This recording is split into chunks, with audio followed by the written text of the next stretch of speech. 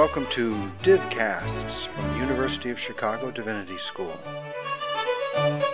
For more of our podcasts and information about our terms of use, please see our website, divinity.uchicago.edu/podcasts.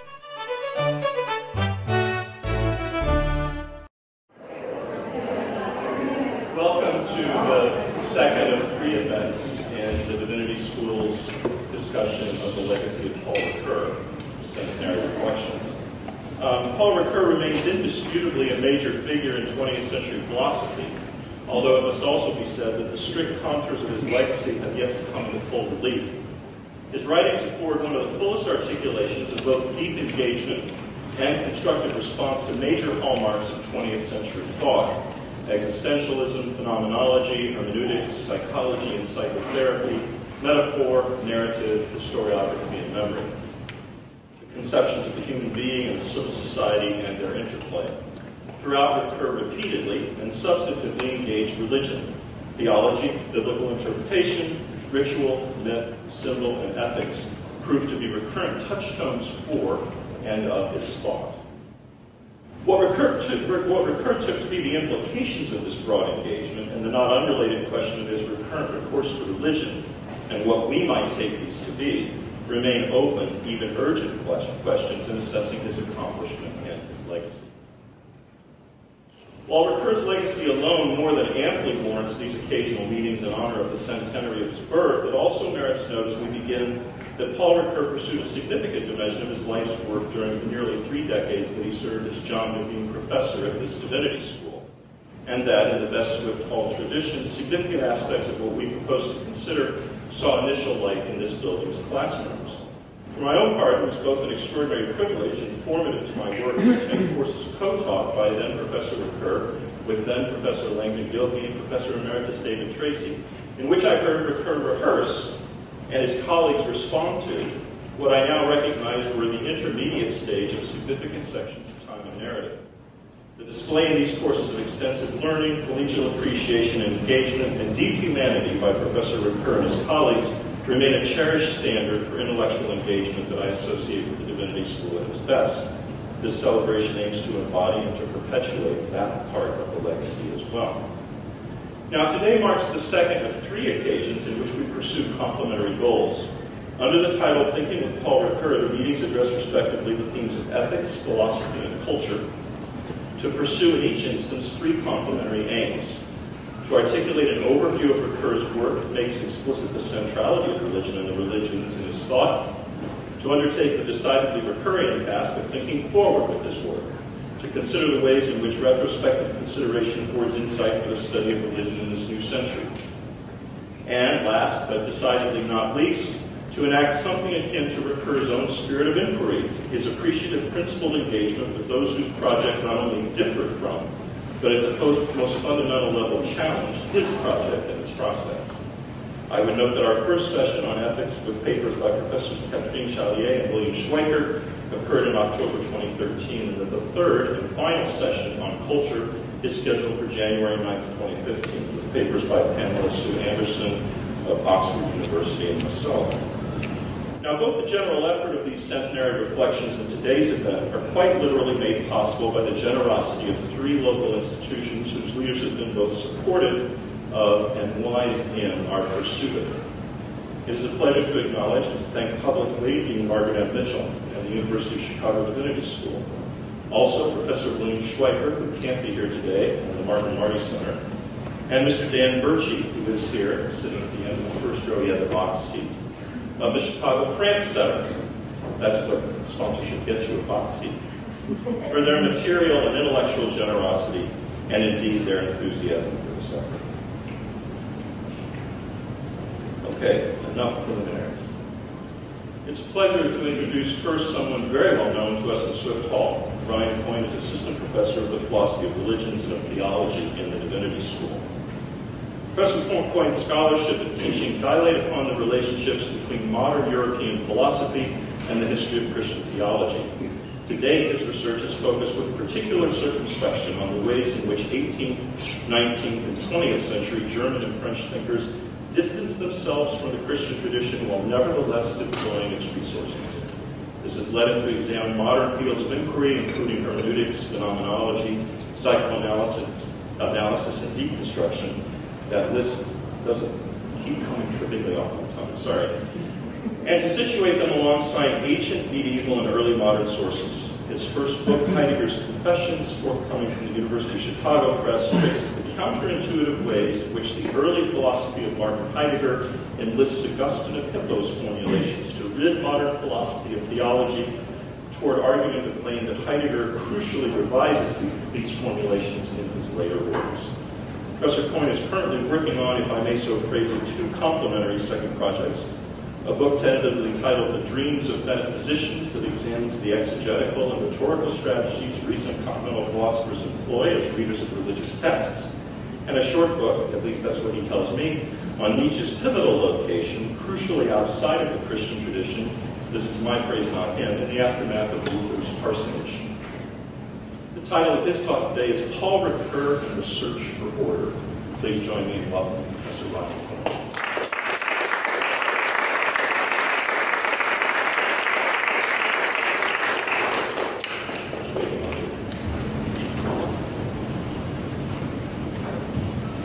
Thank you all for coming, and I would like to thank my colleague Dastur for coming today as well. I've admired her work for a long time. I owe thanks to Professor Rosengarten on two scores, on many scores, but two in particular today.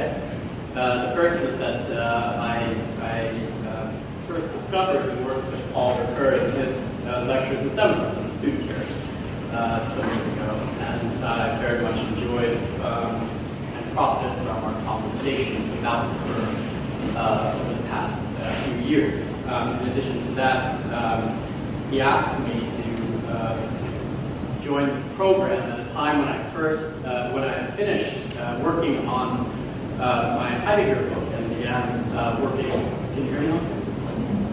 No. Is it on? Is that better? Yes. My apologies. So I'll start again by saying that I would like to thank Professor Rosengarten not only that's why I had it off. for his pedagogy on Paul Ricoeur, but also indeed for our conversations and for the chance to join you. I began working on this paper right after I finished my book on Heidegger, and for me to read Paul Ricoeur, somebody who I think is eminently sober and reassuringly helpful, is always therapeutic. So the title of my talk today, Paul Ricoeur and the Search for Order. Living Up to Death, a collection of fragmentary writings that Paul Ricoeur composed but did not publish during the last decades of his life, contains a scant two-page response to Jacques Derrida's so-called last interview, which appeared in the newspaper Le Monde on August 19, 2004. As the fragment refers to Derrida in present tense, we can surmise that it was written prior to Derrida's death on October 4th of that same year. Setting aside the brief and all but illegible outline on resurrection dated Easter 2005, it is thus Ricoeur's final prose piece, capping a writing career spanning 7 decades. The fragment deals with a familiar theme. In the Phaedo, Socrates defines philosophy as melete thanatou, the art and practice of dying. Ricoeur slightly alters its terms to echo the confession of his terminally ill friend. Yes, Jean, I say it with you, he writes. Learning finally how to live is to learn to die, to take into account accepting absolute mortality without salvation, end quote.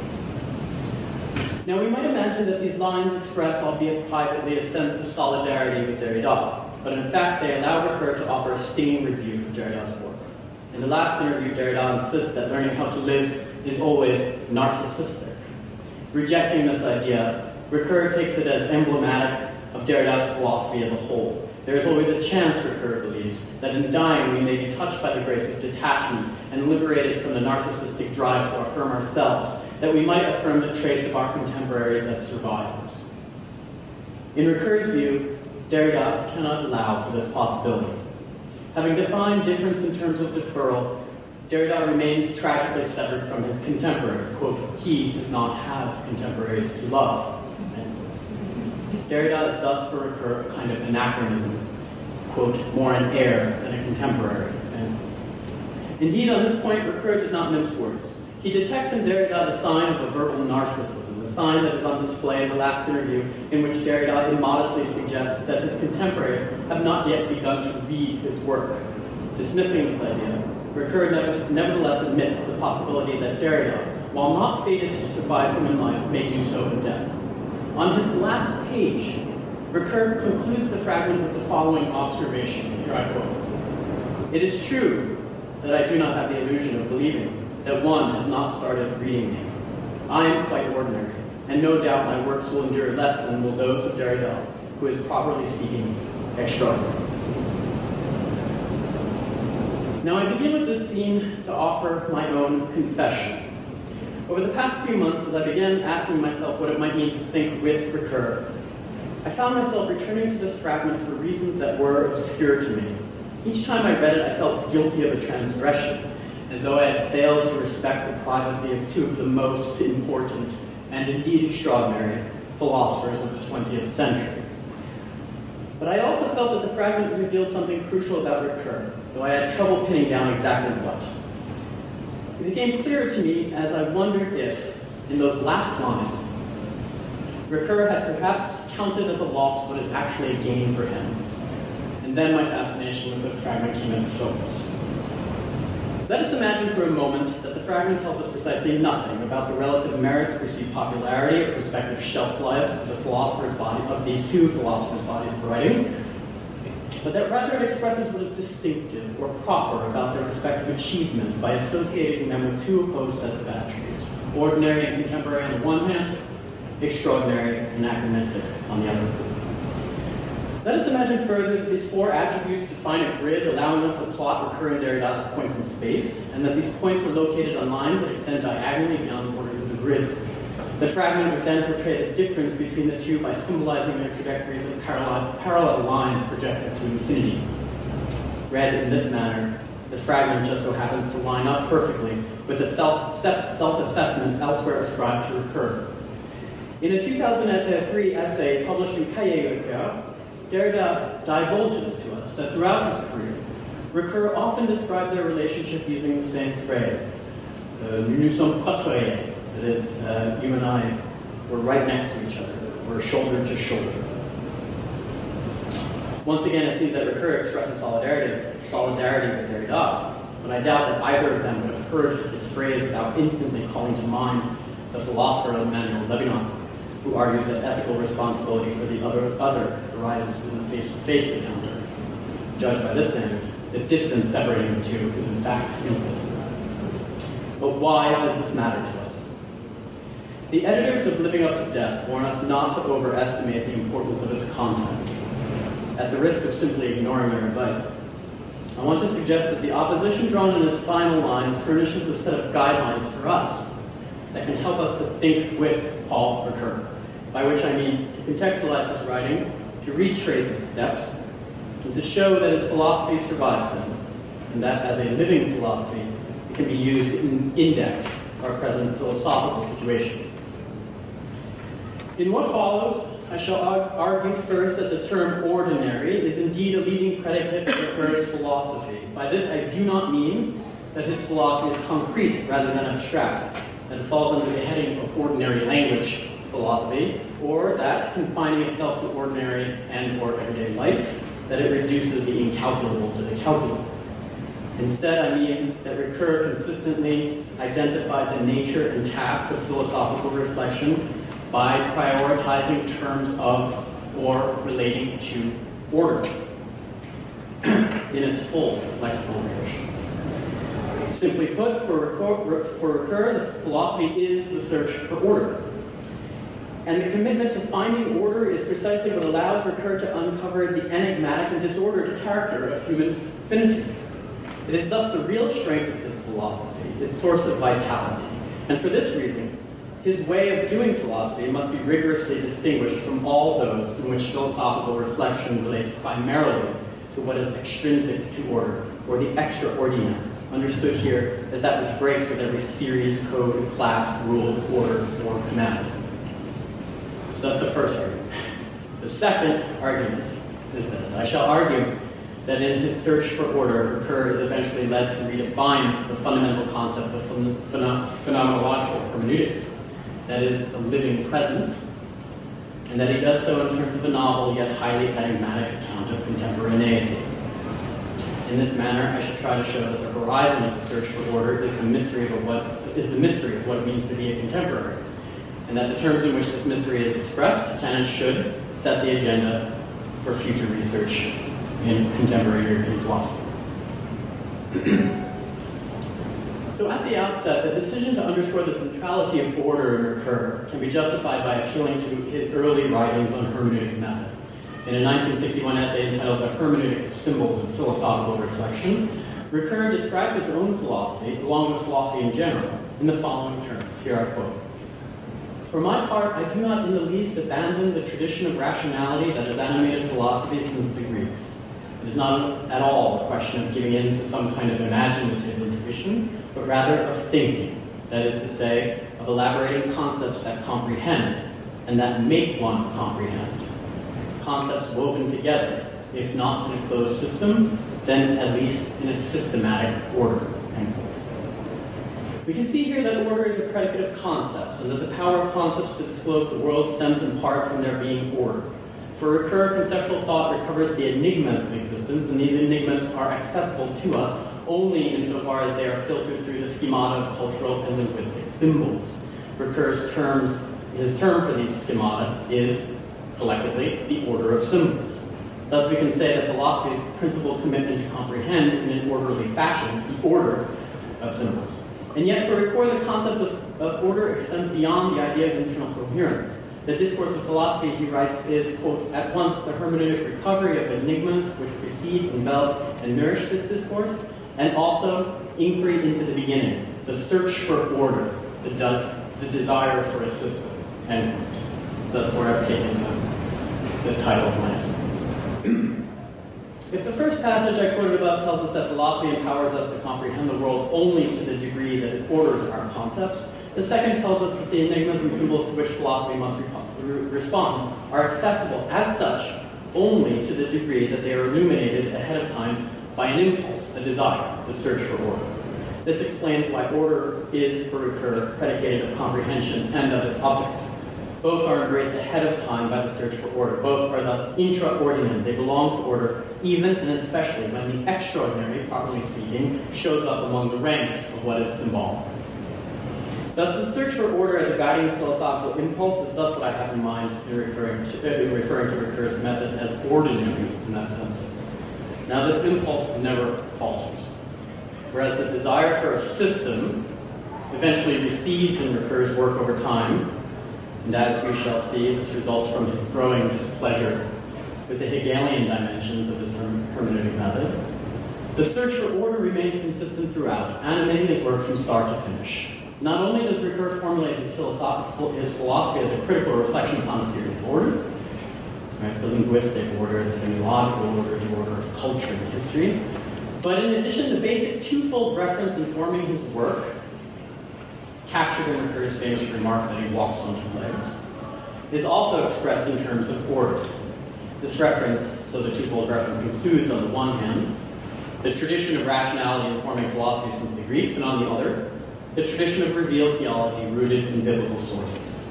The manner by which these archival sources are arranged in his work depends on the order of conviction, what he calls the order of conviction. They are thus distinguished according to the foundational role of order as call or command. In his preface to the French translation of Rudolf Boltzmann's works, for example, Ricoeur argues that the transition from philosophy to theology can be made only if one can first experience, quote, what the act of God signifies. That is, at the same time, order and gift, birth of the imperative and birth of the indicative. End quote. Now, for theological discourse, the divine call opens what is as well as what can be. That's how I understand that quote. The call thus embraces the totality of what can be thought, allowing Ricoeur to characterize the event of revelation in terms of what he calls, quote, the order of the fundamental, end quote. And yet, for Ricoeur, the correspondence of order and gift extends beyond the specificity of biblical theology proper and applies to the more general categories of religion as well. He argues that not only biblical revelation, but all forms of religious manifestation must be understood by appealing to this order, the order of the fundamental. Here, the exception proves the rule. In his 1978 essay, Manifestation and Proclamation, Ricoeur contends that parables in the synoptic gospels reveal, quote, the extraordinary within the ordinary, end quote. The formula undeniably equates revelation with the extraordinary, and yet Ricoeur does not wish to show that the extraordinary as such tears at the fabric of the ordinary, or that in binding itself to revelation as extraordinary, theological discourse is somehow elevated beyond the order of the fundamental. Rather, the essay suggests that sacredness and revelation alike must be grasped primarily in terms of their constituting function, that in their ability to open up what is. In this manner, Ricoeur approaches the alterity of the divine in the form, quote, of a word that constitutes us, rather than our articulating it, end quote. So, in this approach, the divine is grasped as wholly other precisely to the degree that its otherness is assigned a semantic function. Put otherwise, the extraordinary counts as such only insofar as it is intra-ordinum, embraced by the order, established by a call as command. Now, this way of construing the ordinary and the extraordinary, I would argue, distinguishes Ricoeur from many of his key philosophical interlocutors. Derrida, for example, always sought to contest the notion that the extraordinary could be instantiated as such within existing conceptual orders. This is clear not only from the role that deconstruction assigns to the so-called quasi-transcendental, but also from Derrida's obsession with the impossible. The following remarks on forgiveness I take to be emblematic of Derrida's approach to the extraordinary. Quote, each time that forgiveness is in the service of a finality, be it noble or spiritual, each time that it tends to reestablish a normalcy through a work of mourning, through some therapy or ecology of memory, then forgiveness is not pure, nor is it its concept. Forgiveness is not, and it should not be, either normal or normative or normalizing. It should remain exceptional and extraordinary, standing the test of the impossible. Now, the assertion says nothing about whether acts of forgiveness actually occur. It tells us rather that the act of forgiveness is by definition undetectable in the order to which it belongs, that the conditions of its occurrence are strictly equivalent to the conditions of its non-occurrence. But forgiveness is just one of many such phenomena that Derrida treats in this manner. The gift is perhaps the most famous example. But as his earliest essays treat the Husserlian notion of intentional fulfillment in exactly the same manner, we could say that the uncoupling of the extraordinary and the ordinary is one of the basic impulses of deconstruction. It is instructive that the final section of Ricoeur's masterful treatise, Memory, History, and Forgetting, strongly criticizes this impulse on Derrida's part. For Ricoeur, the logic of the Derridian quasi-transcendental, of which forgiveness is an example, is entirely misleading, as it cannot do justice to the role of phenomena such as forgiveness in constituting the living presence as the object of philosophical reflection. And yet, for Derrida, Ricoeur could be criticized for characterizing the extraordinary as the birth of the indicative, or as the order of the fundamental. This characterization could be understood as surreptitiously aligning transcendental reflection with what remains irreducible to the difference between the transcendental and the empirical. For this reason, Ricoeur could be grouped together with those two thinkers Derrida calls sages of the outside, Martin Heidegger and Emmanuel Levinas. In opposing ways, Heidegger and Levinas sought to resuscitate philosophical rationality by first destroying it. Nevertheless, Ricoeur's approach cannot easily be identified with the aim or method of either project, especially when it comes to the question of the extraordinary. In Totality and Infinity, Levinas argues that subjectivity takes on its meaning in the turn toward the face of the other, and thus from the relation with what he calls the non-objective exteriority, or what he otherwise calls, quote, the infinity of the other, uncontained by thought, end quote. Though the phenomenal basis of Levinas's argument is original, the notion that philosophical reflection must be interrogated starting from what is uncontained by thought is arguably the founding gesture of modern philosophy. Michel Foucault argues that in its modern form, transcendental reflection finds its necessity in acknowledging the existence, quote, of the unknown, from which man is perpetually summoned towards self-knowledge, end quote. Levinas finds this unknown in the exteriority of the face. As he writes in Otherwise Than Being, the human sphere, quote, takes on significations that link up and implicate one another in such a way as to lead to extreme and irreducible conceptual possibilities that go beyond the limits of description, even if it is dialectical, of order and being, and that lead to the extraordinary, to what is beyond the possible, end quote. That philosophy must take into account conceptual possibilities that lead to the extraordinary is one of the key presuppositions as well of Heidegger's philosophy. When Heidegger sought to revamp his philosophy after the perceived failure of being in time to rekindle the question of being, he argued that Hegel and Nietzsche had completed the history of metaphysics. In this context, the extraordinary took on a highly specific meaning for him. In the 1938 course entitled Metaphysics and Nihilism, Heidegger writes the following, quote, perhaps within the history of metaphysics is the history of truth of beings. A respective height and a grounding has now been achieved. Experienced from out of being itself and its truth, the extraordinary is thereby revealed, that the history of being itself, in its passing, has not yet been attained, end quote. For Heidegger, the extraordinary, das Ungewöhnliche, refers to the self-erasure of being, he calls the self-erasure of being. It designates the movement whereby being is forgotten functions as the ground of its ethical determinations. The extraordinary is thus the correlate of what Heidegger calls recollective thinking. As such, it is the object par excellence of philosophical inquiry. That is, after the completion of metaphysics, the most crucial task for philosophy is, quote, this is from volume 36, to think the extraordinary, das Ungewöhnliche denken. Now, the break between metaphysics and recollective thinking has no identifiable analog in the work of Paul Ricoeur.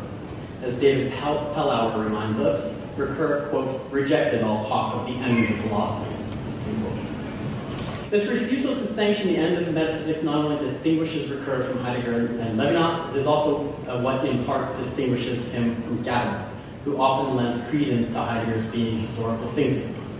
We could say that if Ricoeur rejects the stringent Derridian uncoupling of the ordinary and the extraordinary, he likewise refused to grant, along with Heidegger and Levinas, that philosophy needs to extricate itself from certain historically determined limits of reason in order to invoke the extraordinary beyond the symbolic order. But if the privilege of order distinguishes Ricoeur from his contemporaries, how does the search for order inform his own trajectory? The search undoubtedly begins with the earliest writings on human volition, in which Ricoeur distinguishes between the order of the world and the orders of understanding and action, though it would be possible to show that this distinction, which reflects the classical division between nature and freedom, is decisive for his subsequent work in ethics. I wanted to direct our attention elsewhere. The search for order in Ricoeur comes into view if we focus on his shifting debt to Hegel, and on the ways in which this indebtedness led Ricoeur to trace and retrace the border separating philosophy from religion and theology.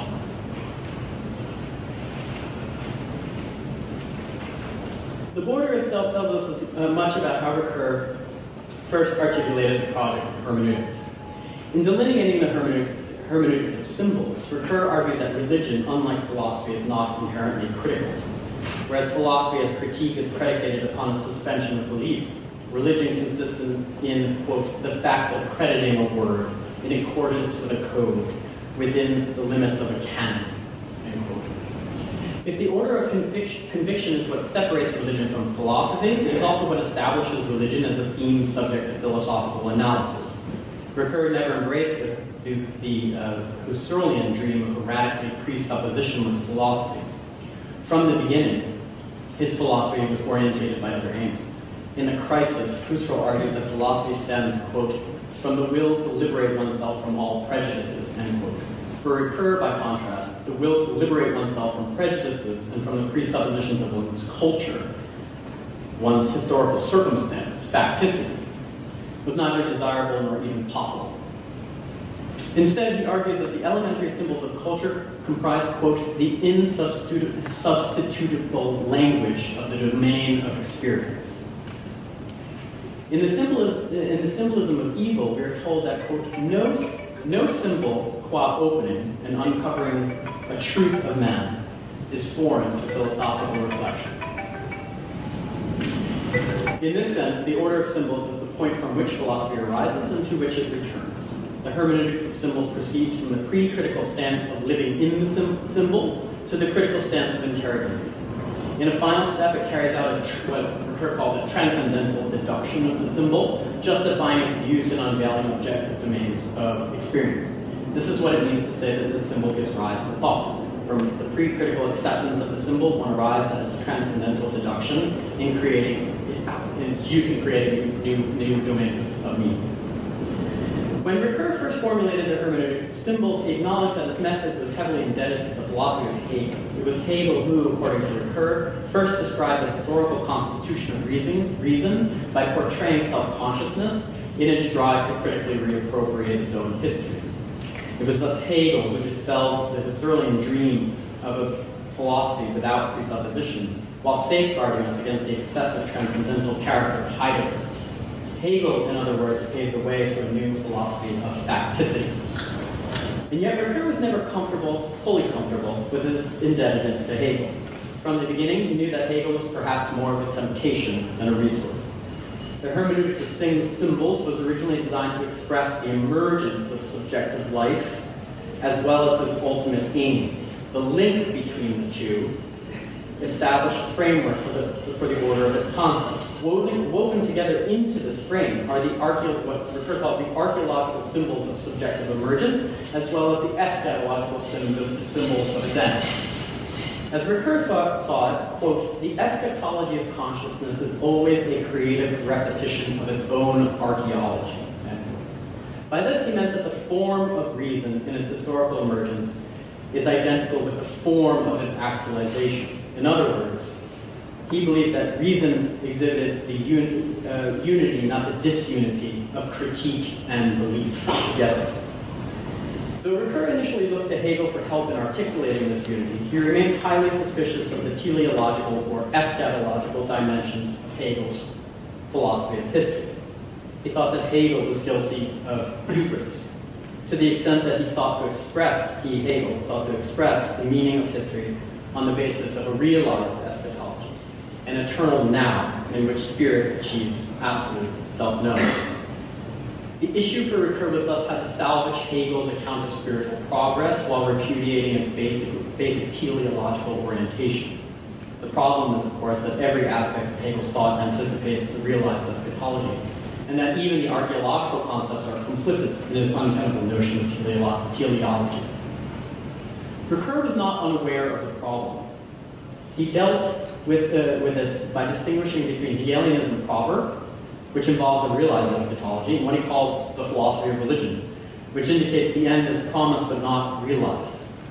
Ricoeur's writings from the 60s and 70s exploit the line between philosophy and religion so that the act of drawing the line itself takes on a decidedly critical function. In the philosophy of religion, the concept of sacredness displaces absolute spirit as the horizon of history. By virtue of this displacement, the philosophy of religion is methodologically distinctive in Ricoeur, as it's designed to fend off the temptation toward intellectual hubris.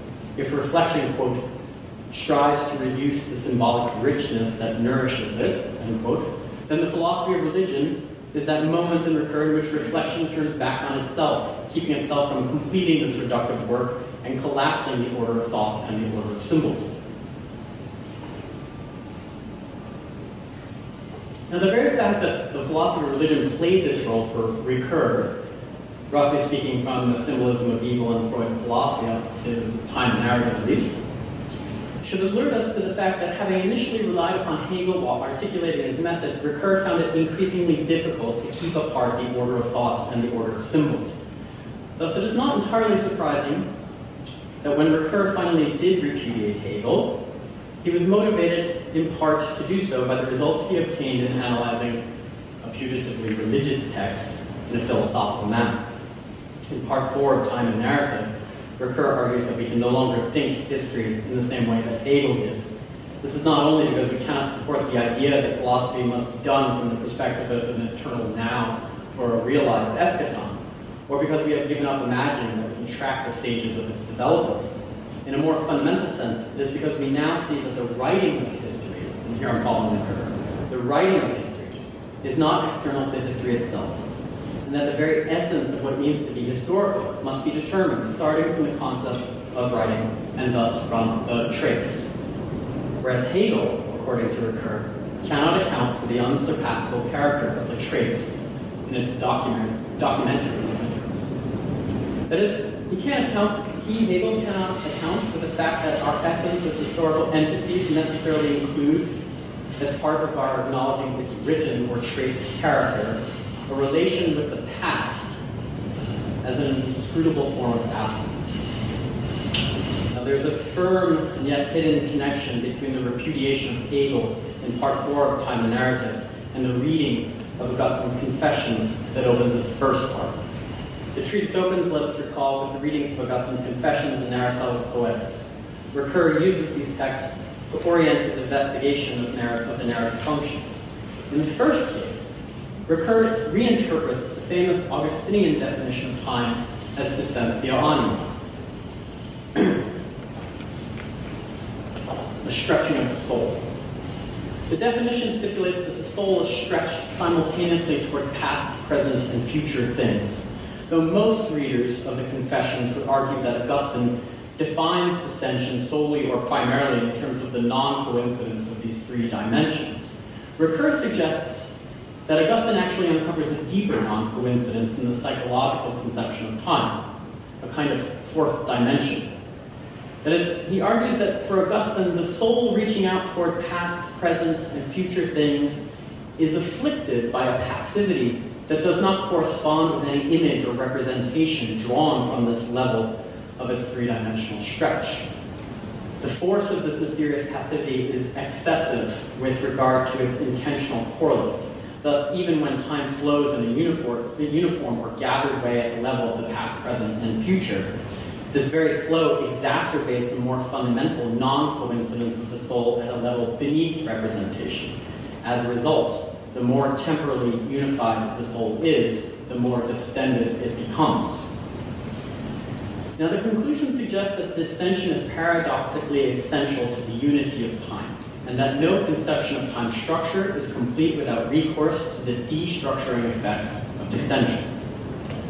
When Ricoeur subsequently rejects Hegel in Part 4 of Time and Narrative, he argues not only that Hegel falsely determines the meaning of history from the vantage point of the eternal now, but also that Hegel fails to incorporate distension as a basic feature of time's unity. Ironically, then, Ricoeur contends that Hegel did not go far enough in thinking time as a structural totality, and that in our hermeneutics of historical self-consciousness, we must take our cue from Augustine's exploration of distension. This tells us that insight into distension does not lead Ricoeur to stop presupposing that time is an ordered whole. It tells us instead that he was led by the insight to radicalize the search for order at the cost of relinquishing the support of Hegel. Now, whether or not Ricoeur can give up Hegel and continue to do a hermeneutics of historical self-consciousness is an open question. Time and Narrative raises this question, but does not answer it. It ends cryptically by inviting further reflection on the inscrutability of time in two modes of thought. The first approaches time speculatively, whereas the second would be, quote, an essentially non-speculative, non-philosophical mode of thinking for which eternity transcends history from within it, end quote. Now, both modes are evident in Ricoeur's final writings, where they both push the search for order to its breaking point. The speculative approach is evident in Memory, History, and Forgetting. It's no accident that the treatise takes as its central dilemma the irreducible character of the memory trace, since it is precisely this aspect of the living presence which Hegel overlooks. The conceptual history of the trace recounted in the treatise begins with classical sources. Aristotle maintains that memory is a kind of perception, and that as such it relates to what is present, namely phantasmata, representations brought before the mind's eye.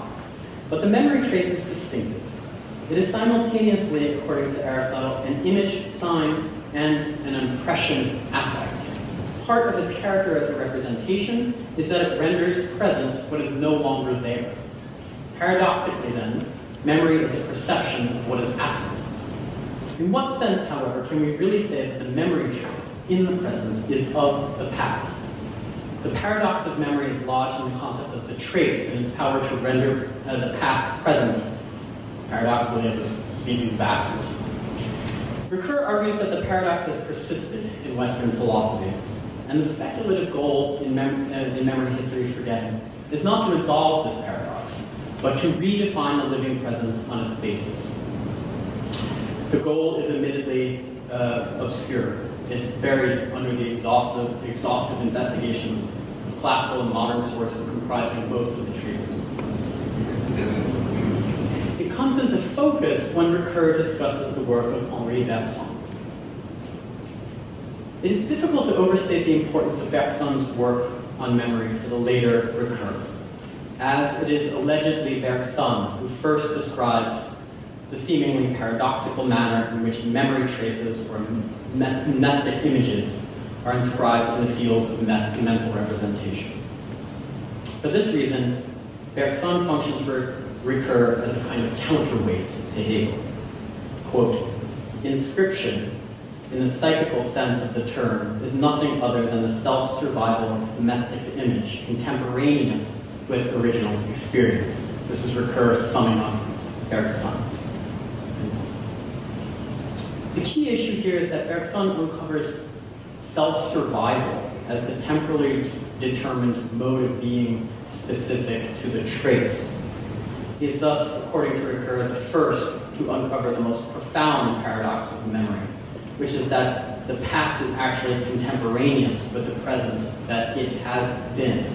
That's a quote from Course of Recognition, page 126. The paradox, in its most profound version, consists in the fundamental destructuring of the living present. If the past and the present are contemporaries, this means that the memory trace and the original experience to which it refers do not belong to different moments in time. The original, in other words, does not predate the copy or the trace, and the trace is not a second experience that comes after the original. According to Ricoeur, the major insight of Bergson's 1896 treatise, Matter and Memory, is that the living present is afflicted by a kind of original dissociation or dispersion. It's important, however, not to mistake this insight for a more commonly held view. At first glance, the notion that any given present is immediately its own past would seem to invite comparison with the forms of active and passive synthesis delineated by Husserl in his papers on internal time consciousness. In that context, Husserl argues that the present is a synthesis effected by means of primary and secondary retention. By contrast, the whole point of Bergson's analysis, in Ricoeur's view, is that the present is not a synthesis, which is precisely why Bergson could be used to counteract the tendency so ingrained in Hegel and Husserl as well, to determine the living present on the basis of a dialectical account of contemporaneity. The speculative invocation of Bergsonian inscription salvages the prospect of doing a hermeneutics of historical self-consciousness after Hegel. In this manner, it also reveals for us the interconnection between the two attributes we assigned to Ricoeur's philosophy at the outset. This philosophy, we said, takes shape as the search for order. Now we can add to that the search ends by expressing the enigma of the living present as a speculative question of what it means to be a contemporary. This question, I contend, is the real center of gravity in Ricoeur's later works. Ricoeur responds to it in Memory, History, and Forgetting by relying upon the concept of latency. He argues that the self-survival of the trace requires the presumption of an indestructible past. That is, rather than focusing upon the dissociative elements that Bergson injects into the living present, Ricoeur tries instead to resolve the dilemma by showing that the past and the present, as contemporaries, belong to two different speculative orders. The move allows him to argue that the self-survival of memory traces is neither a perceptive nor an aperceptive event for us. This resolution reproduces exactly the point of intersection between Bergson and Freud, both of whom presume the indestructible past while arguing that perception has no memory. Reaffirming their views, Ricoeur tries to articulate a new species of mental latency he calls forgetting held in reserve, which refers to the minimal presence of the memory trace among mental representations prior to its intentional retrieval. Now, the problem is that this notion of latency does not resolve the paradox of memory. It merely transposes the paradox from the origin of memory, inscription, to its terminal point, recollection. The transposition is a telltale sign that Ricoeur has shifted his attention away from dissociation, the strange kind of heterotropia which characterizes the living present. The effect of this transposition is that Ricoeur cannot make sense of recognition as a mental event without referring back to the concept of revelation. Recognition becomes for him the extraordinary within the ordinary. Quote, the small miracle of recognition, he writes in the opening pages to Memory, History, and Forgetting, quote, coats with presence the otherness of that which is over and gone, end quote. Later in the treatise, the miracle becomes paradigmatic of memory itself. And here I have a long quote from page 495. I consider recognition to be the small miracle of memory.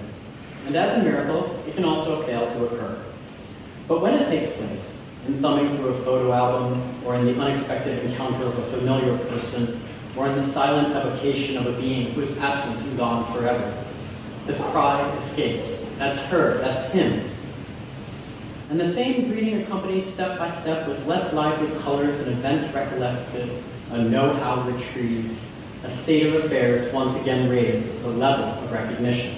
Every act of memory is summed up in recognition, end quote. Here, the concept of the miracle crowds the concept of the living present. To be sure, Ricoeur does not generalize the miracle so that it becomes coterminous with the living present. We all know that recognition can and does fail to occur. And yet, speculatively, it is clear that Ricoeur cannot make sense of the living present without arguing that it is recapitulated in the religious, if not the theological, category of the miraculous. So the close proximity of the miracle and the living present is thus, in my reading, the central dilemma of the later Ricoeur. So I want to conclude now by briefly speculating upon its philosophical significance. In the sketches on mourning and cheerfulness and living up to death, Ricoeur defines the religious as a universal category, quote, a fundamental language that exists only in natural, historically limited languages. Initially, he distinguishes the religious from what he calls the essential, which refers to the mobilization of the deepest resources of life to affirm itself.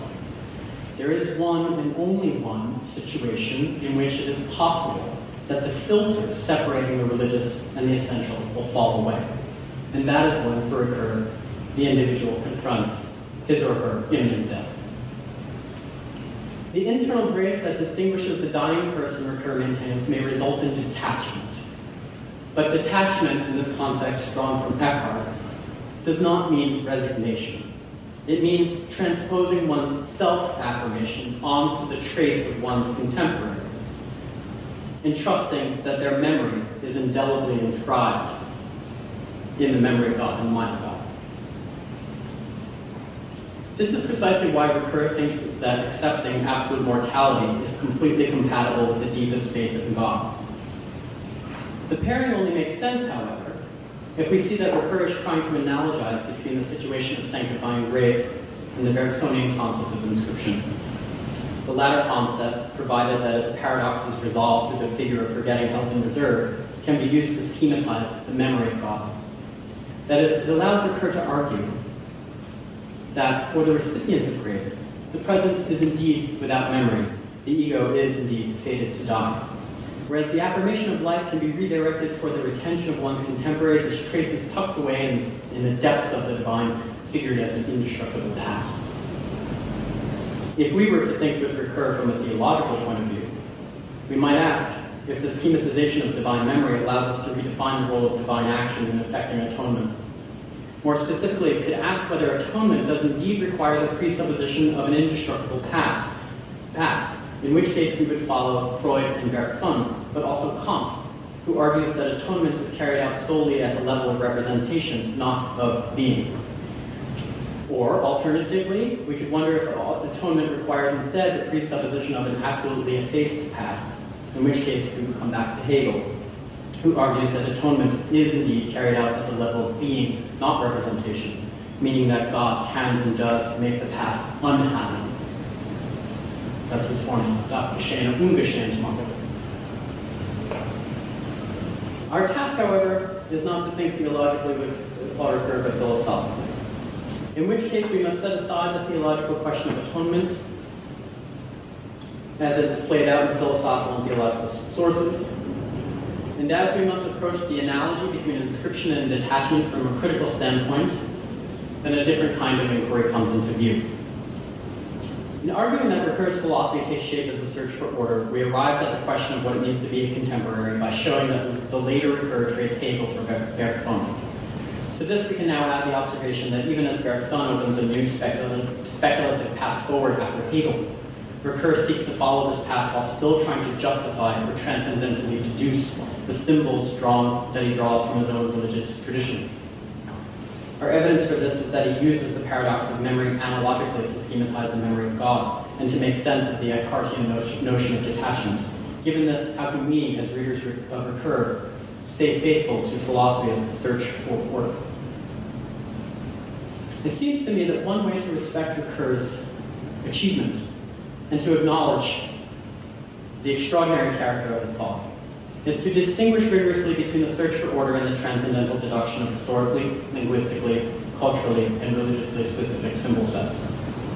We can stay faithful to the impulse that led Ricoeur to justify symbols defining his own facticity without having to do so ourselves. Indeed, we can ask if the transcendental deduction of symbols is fundamentally compromised as a hermeneutic endeavor by the act of repudiating Hegel.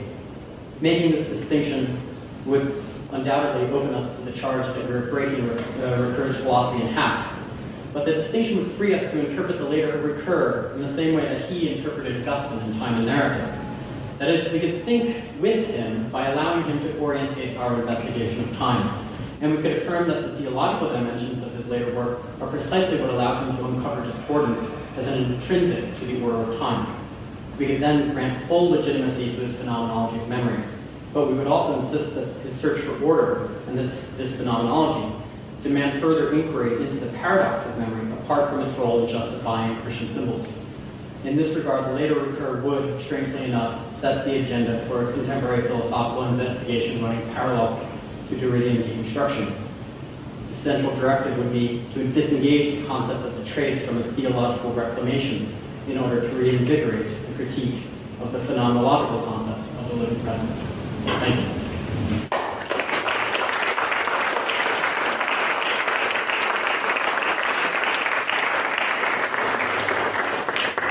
So our format is that we're going to take 5 to 7 minutes for questions to clarify points in the essay, in this wonderful lecture. I'll remind you that we'll then take a brief break, and then after Professor Dastur's talk, we'll have the same time, and then we'll create a conversation amongst us between the two of them around the two papers. So if there are any questions on the lecture, the floor is open.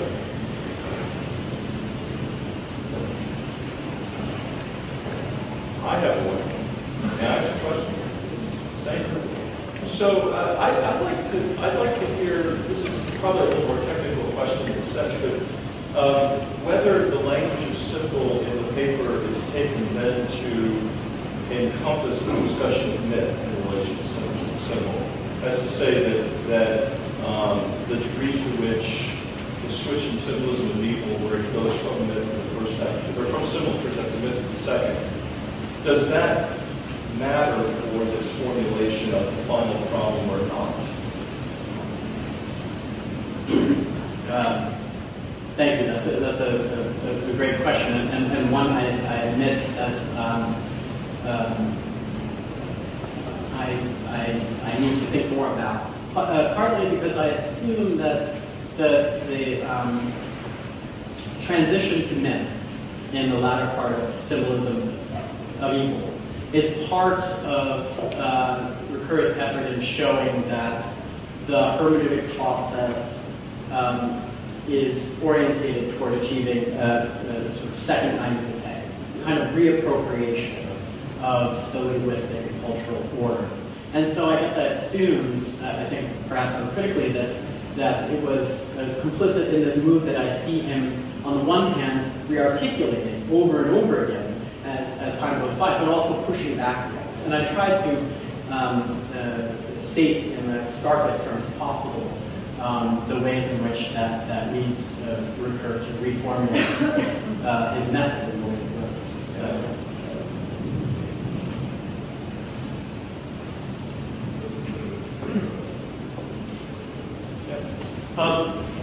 You talked about recognition as sort of fitting into the extraordinary, and yet it seems that there are other essays in which he allows for an institutionalized form of recognition, that institutions and symbolic orders are central and somewhat ordinary ways in which we become inscribed in sort of weeds of a basic order of recognition. So I was wondering if you could talk about how that sort of contrasts with the more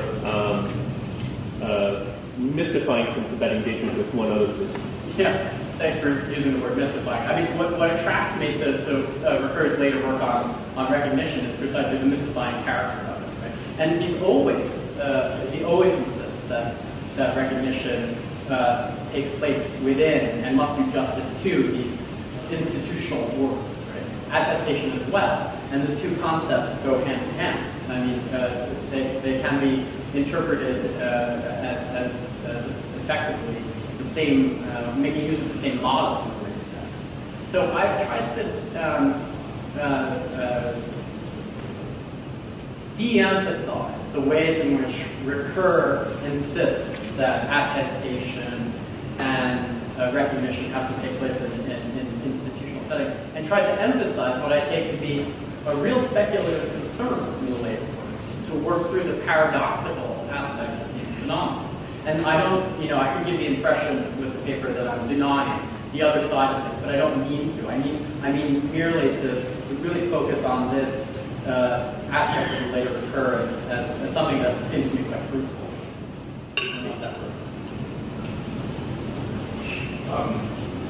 So I just read the Symbolism of Evil again, and in the section on tragic myth, he talks about the hero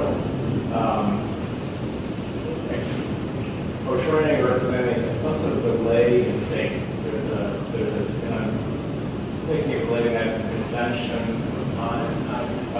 But it's in the context of extraordinary. It's the hero doing something extraordinary, outside of the ordinary.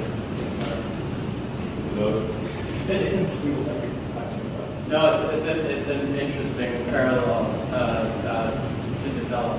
I mean, I tend to read the later work of detachments as one way in which you could see, let's say, discordance playing out in the experience of faith. And that's clear to me insofar as Ricoeur does need to rely upon this idea of forgetting, held, and preserved in order to make sense of what happens in the detachments that may be experienced in dying. And so that there would be a parallel seems to me to be about this.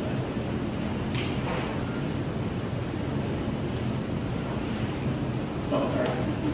I have a question about what your final point does to the original second point of your paper on remaining. I guess I'm not sure if this is any clarification or not.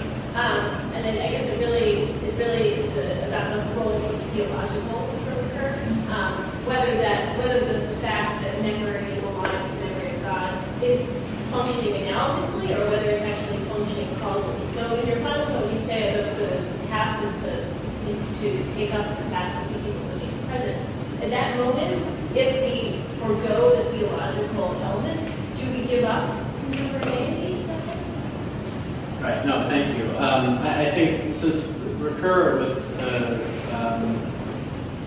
always so cautious in distinguishing between philosophy on the one hand and religion and theology on the other hand, we can grant him that and just say, at least in that context, I think that in saying that there's a legitimacy to the phenomenology of memory, I think we can say that there's an analogy between the two, and that the phenomenology of memory can stand without the support, let's say, of the theological project. Right?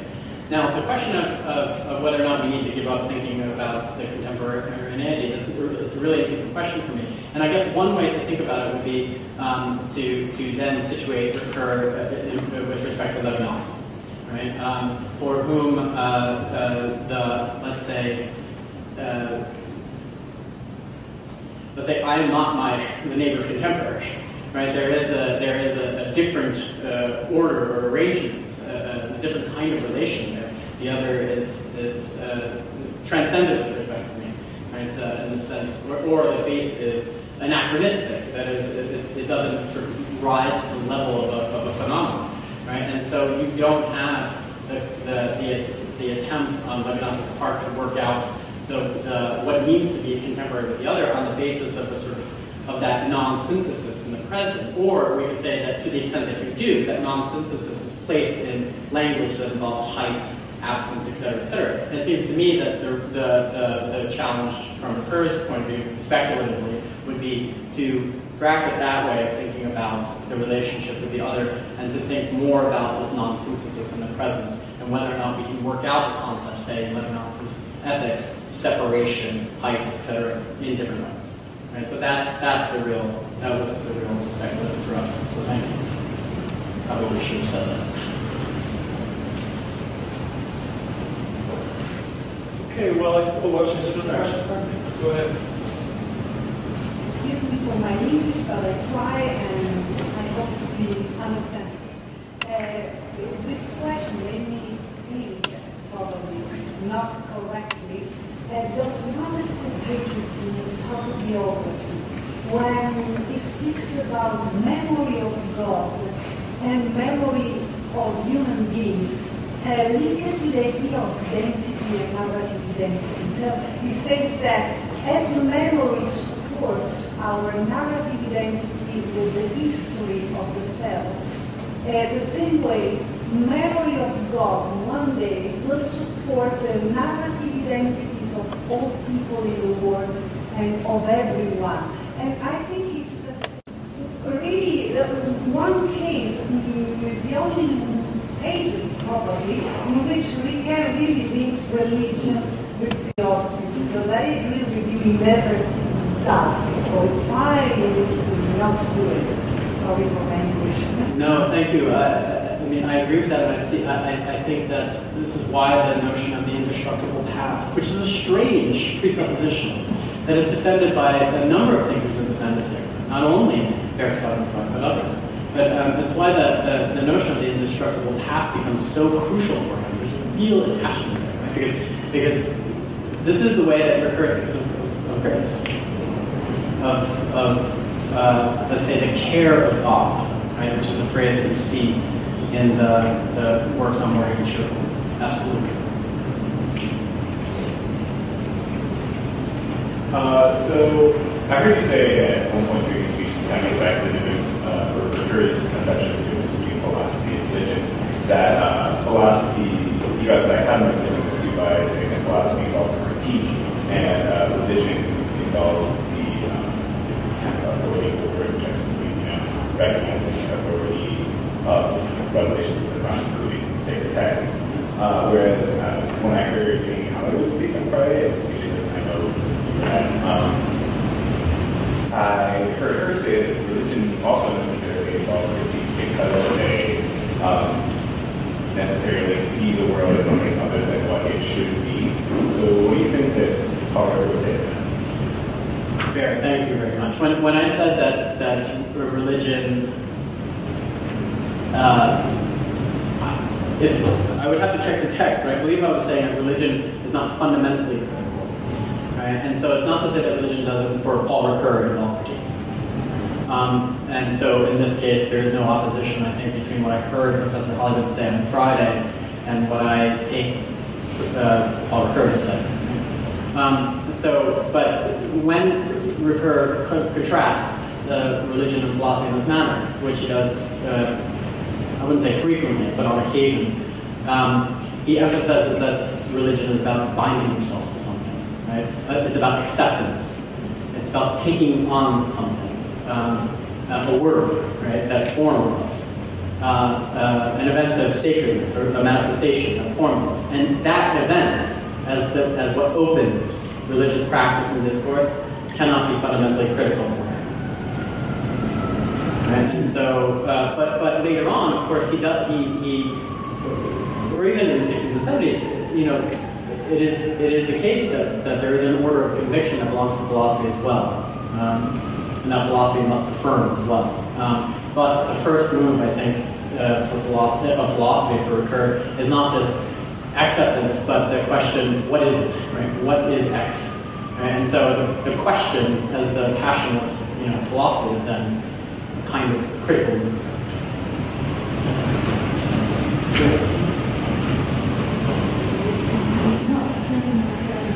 Trying to separate philosophy and theology. A number of commentators have considered his work subversive. What are you waiting on? So the question is about the extent to which Ricoeur's work is subversive. I must admit that I don't read him as subversive in this regard. In the regard that he is always fundamentally, in principle, committed to justifying rational use of Christian symbols. And so in that regard, he is always justified to defending the public use of theological discourse and the role of theology and Christian practice in the university. And so I see him very much as a defender, as it were, of the Christian tradition on that score. Now, whether or not the search for order, insofar as it is an impulse to question, is necessarily subversive, is something that we can debate.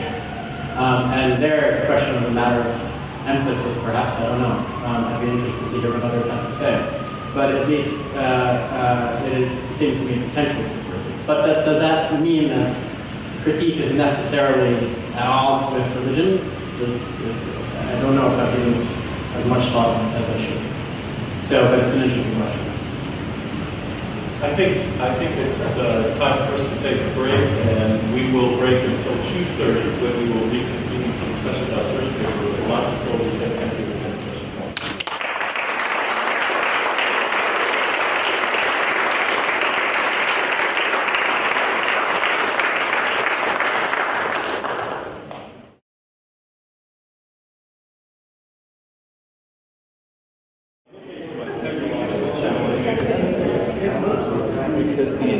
Okay, friends, I guess we're going to reconvene now, begin the second part.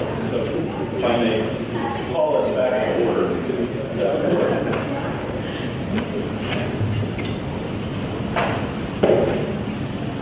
For Professor Coyne's lecture, you can search for order to find your seats.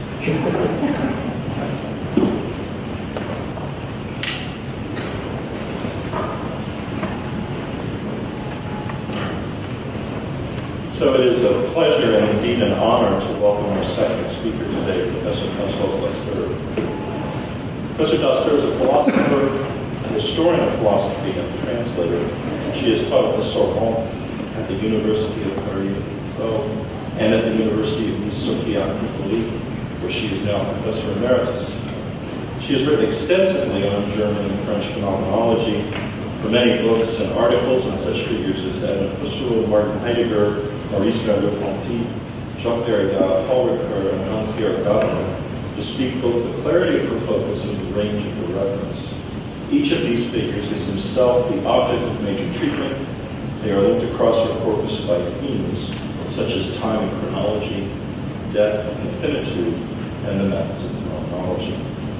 I understand that Professor Dastur was last here in 2009-10, but that she lived on the north side, which means that you were a Cubs fan.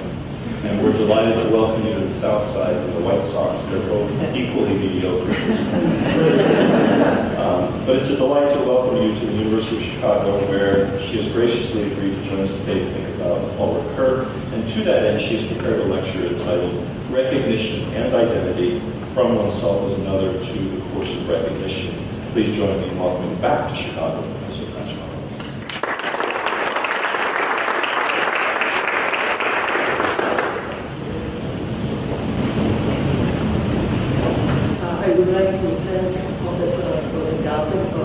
invitation, because it gives me the opportunity to speak here of Paul Ricoeur's work in the very place where he taught so many years, during so many years, and it's a real honor to be here. And I would like to speak about the last Ricoeur, in a way, the last part of his work, from one self and another to the course of recognition. I've studied with him in the Sorbonne in the 60s. I was able to follow him to Nanterre, to the new university in the suburb of Paris, because the situation in the Sorbonne was no longer manageable, too many students, no possibility to speak to the teachers. So that finally in Nanterre we were able to have discussion with Ricoeur, and it was really a wonderful time. And then I followed his seminar during the 70s until he retired in 1980. And it was a very important experience for me. So that, and of course I stayed in contact with him almost until his death. I had an appointment with him at the end of May 2005, but he died 2 weeks before, so that I am really glad to have been in contact with such a teacher and such a philosopher, because he was both a teacher and a philosopher. So, all his life, Paul Ricoeur remained an untiring reader and writer. His work extends on more than 50 years, from 1947, when he published his first book, Karl Jasper's or the Philosophy of Existence, which he wrote in collaboration with his friend, Michael Dufresne, just after the war and the trial of captivity, until the beginning of 2004, when he published what he himself called his last book, The Course of Recognition. In 1983, he himself defined his own philosophical site as a result of the intertwining of the different influences of reflective philosophy, Husserlian phenomenology, and hermeneutics. His starting point, I have to recall, was the post-Kantian philosophy of Lachelier and Lannion, two famous French philosophers from the end of the 19th century, to whom he dedicated his master dissertation that he wrote in 1934 under the direction of Léon Brunswick, the most prominent philosopher of this period and a representative of reflective philosophy. But the encounter of Gabriel Marcel and the reading of Karl Jasper's work led him to the study of Husserl's writings, from which his doctoral thesis, the first part of the Philosophy of Will, published in 1950, was the result. In this work, Ricoeur, in spite of following the line of the Husserlian eidetic analysis, situates himself immediately at a critical distance from the Husserlian transcendental idealism. The second part of the Philosophy of the Will, published in 1960 in 2 volumes under the global title Finitude and Culpability, was already the first approach of the hermeneutical dimension of phenomenology, which was fully displayed in the works of the 1960s, 70s, and 80s, from the 1965 essay on Freud to the last volume of Time and Narrative, which was published in 1985. This long road, which led Ricoeur from reflection to interpretation, seemed thus to come to its end in 1980 with Oneself as Another, a book in which he undertakes he undertakes the foundation of an hermeneutics of the self, from which all his previous works could be considered as a prefiguration. In the first volume of his Philosophy of the Will, which was published at the same time as his translation of Husserl's first book of ideas, done in captivity during the war, Ricoeur keeps at a distance the reflective philosophy, that is to say, the Cartesian philosophy, from which he comes, without completely breaking, however, with it. For it is still in reference to Descartes, for whom thinking does not involve only pure intellection, but also will, imagination, and feeling, that he is led to state that bodily existence is part of this integral experience that is the Cartesian cogito. We find here a fundamental motive of Ricoeur's thinking. Being is for him, at first, an act and a desire, and not a representation or an idea, which means that the cogito remains under the dependency of desire in general. Because the ego makes in itself the experience of the otherness of desire and decision, it is possible to speak of an internally broken cogito. What is in this way fundamentally broken is the tendency of the ego to shut itself in itself.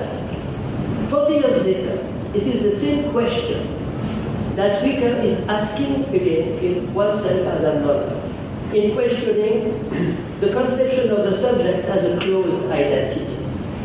What Ricoeur wants to develop in this book is a hermeneutics of the self, which, as he says in the introduction, I quote, can claim to hold itself at an equal distance from the cogito exalted by Descartes and from the cogito that Nietzsche proclaimed for it. End of quote. Ricoeur's aim is therefore to keep the self from occupying the place of foundation, in spite of the fact that he wants to give an answer to the disturbing question of personal identity, a question that could lead Hume to consider the ego as a mere fiction. He very clearly presents in the very first page of the introduction the three major philosophical intentions which are at the origin of the book. The question is, at first, by making use of the notion of selfhood, to show that there is no immediate position of the subject as ego, that is to say, as expressing itself in the first person, but on the contrary, only an indirect access to the subject through the necessary mediation of reflection. After that, what is at stake is to distinguish the two major meanings of identity, which can be referred to the opposition between the two Latin words, idem and ipsum.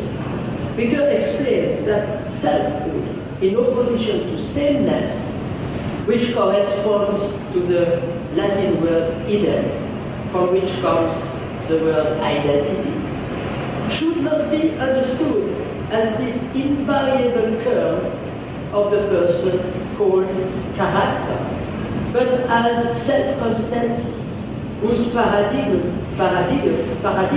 is promise and keeping one's word. As he says, I quote, the perseverance of character is one thing. The perseverance of faithfulness to a word that has been given is something else again.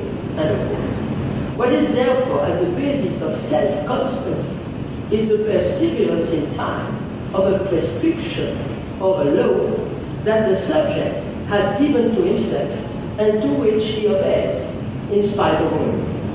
The experience of promise has therefore to be referred to a type of identity which has nothing to do with the persistence of qualities and properties major intention of the book can be read in its title itself. It is the dialectic of the self and of the other, of selfhood and otherness, otherness being constitutive of selfhood itself. For Ricoeur, who situates his hermeneutics of the self on the intermediary level between an over-evaluation and an under-valuation of the ego, selfhood cannot remain pure from otherness. He puts the emphasis on the otherness that is included in all human existence, and in the last study of the book, he describes several modes of the constitutive otherness of the self, which are related to three fundamental experience of passivity that are the experience of one's own body, of other people, and of conscience, in the sense, of course, of moral conscience.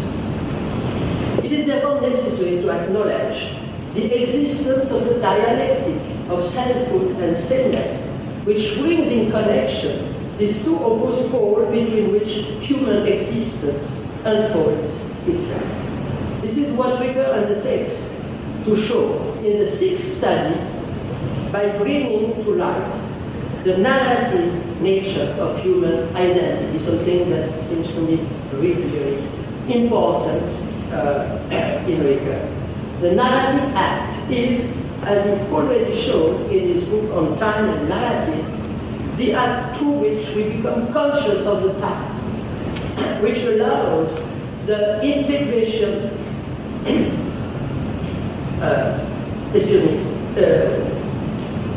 this act consists essentially in an employment, that is to say the creation of a plot, which allows the integration of the diversity and discontinuity of events into the concordant unity of a story.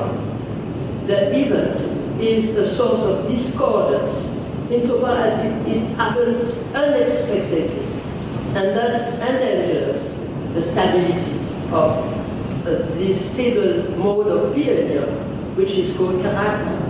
But it can also be a source of concordance. Insofar as all narrative proceeds by way of ruptures, which instead of interrupting the story, are on the contrary what allows the story to advance. As Ricoeur explains, the paradox of employment is that through this configurative act, which is narration, it inverts contingency into necessity. There are for all human existence two different ways to relate to time.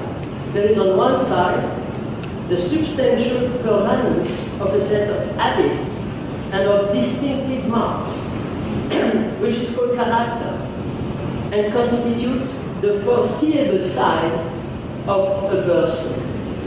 And there is on the other side the existential and ethical permanence and self-constancy of selfhood, which implies the assumption of the unforeseeable. For Ricoeur, I quote, narrative identity stands between the two, insofar as it makes the two ends of the chain link up with one another, the permanence in time of character and that of self-constancy. Identity assumes thus a double form, the form of selfhood and the form of sameness. It is therefore divided in itself, which shows the importance and priority of the dialectic of selfhood and otherness. But the different modes of otherness, which are referring to the already mentioned fundamental forms of passivity, cannot, in Ricoeur's view, be merged into a meta-category, the category of the other with a capital O, but have to remain in a state of dispersion, which, as he says in the last line of the book, I quote, seems on the whole suited to the very otherness, and of course. We are therefore brought back to the living idea, already found in the 1950 doctoral thesis of a broken cogito, sometimes translated as a shattered cogito, but it's always the same word in France, cogito brisé. An expression that Ricoeur uses again in the introduction of oneself and another. And in the last study of the same book, he adds that broken cogito is the expression of this unusual ontological situation in which self-identity can only be the object of an attestation which itself is broken.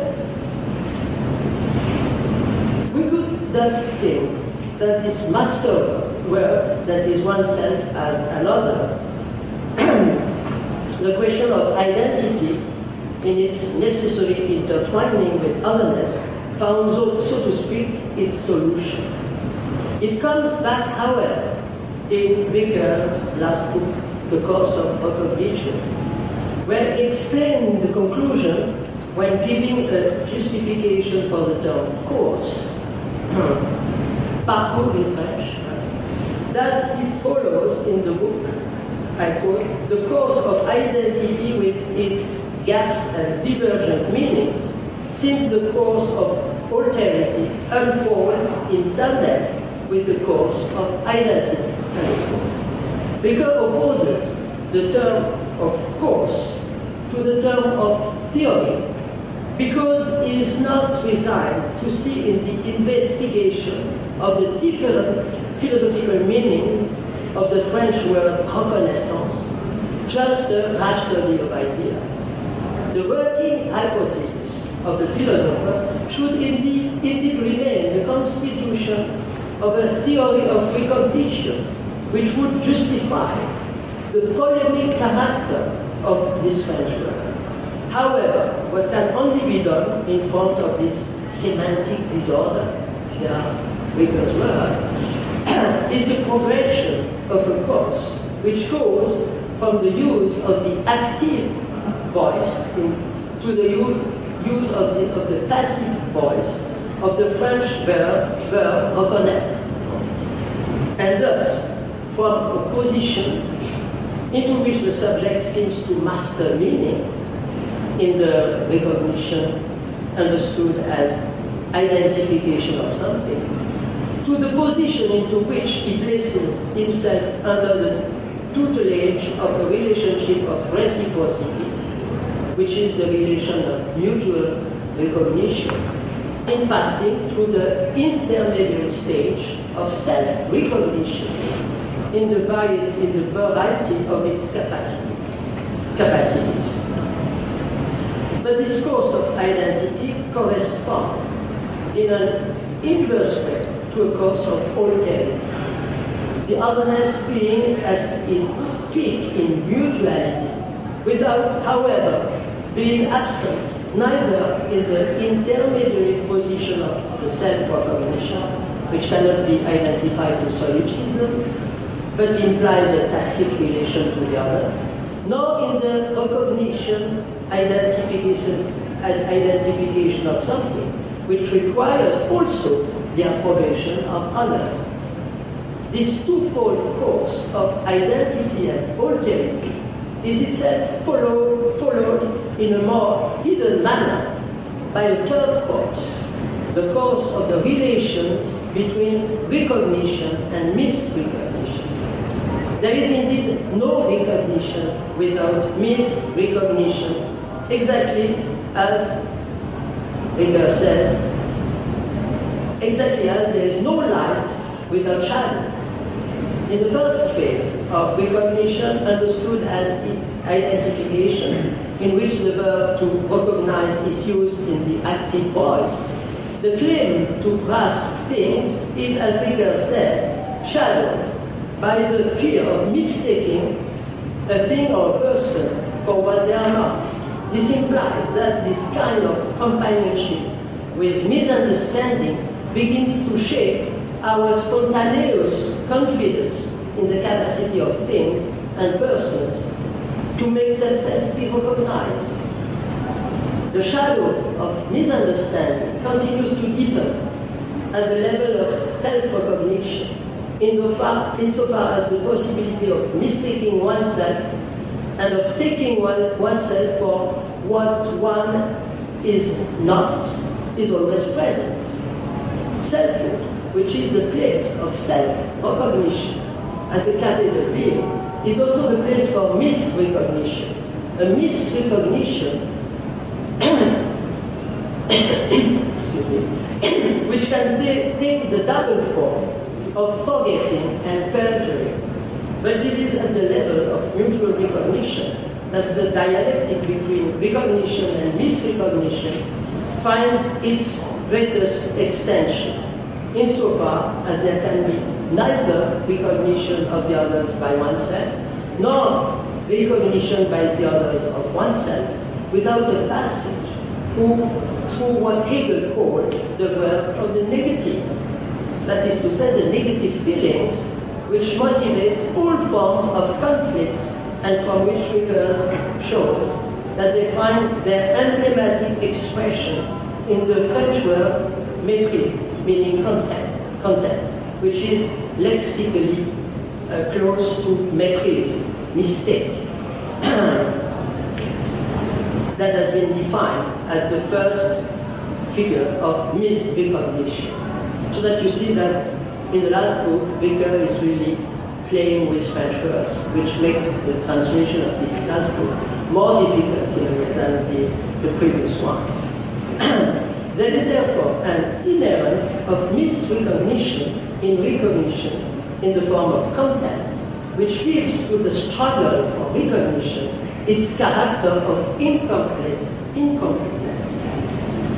According to Ricoeur, there is neither the possibility for selfhood to absorb in itself all the figures of passivity which Fischer is from inside, nor of an absolute triumph of recognition in the form of a perfectly accomplished mutuality. If, as he says, I quote, being recognized, should it occur, would for everyone be to receive the full assurance of his or her identity, thanks to the recognition by others of each person's range of capacity. If recognition, and of course, if recognition could be possible, we must renounce to consider such an achievement of one's own identity as a final stage. We should rather try to look for it in the respites of conflicts, where the struggle leaves room to exchange, and where we can find an access to this ultimate meaning of recognition, which is to be found only in the French language, where the word reconnaissance means also gratitude.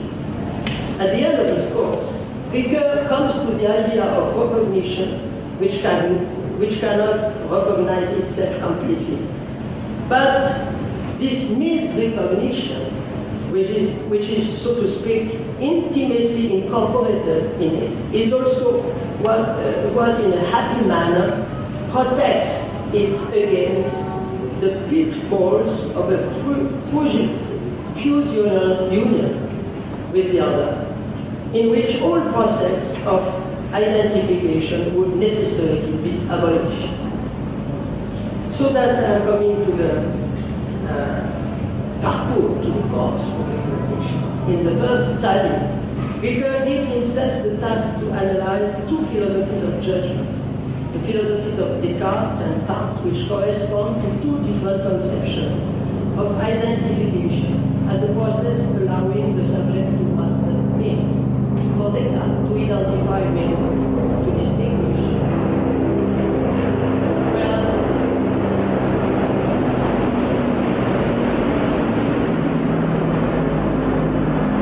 for Kant, it means to connect.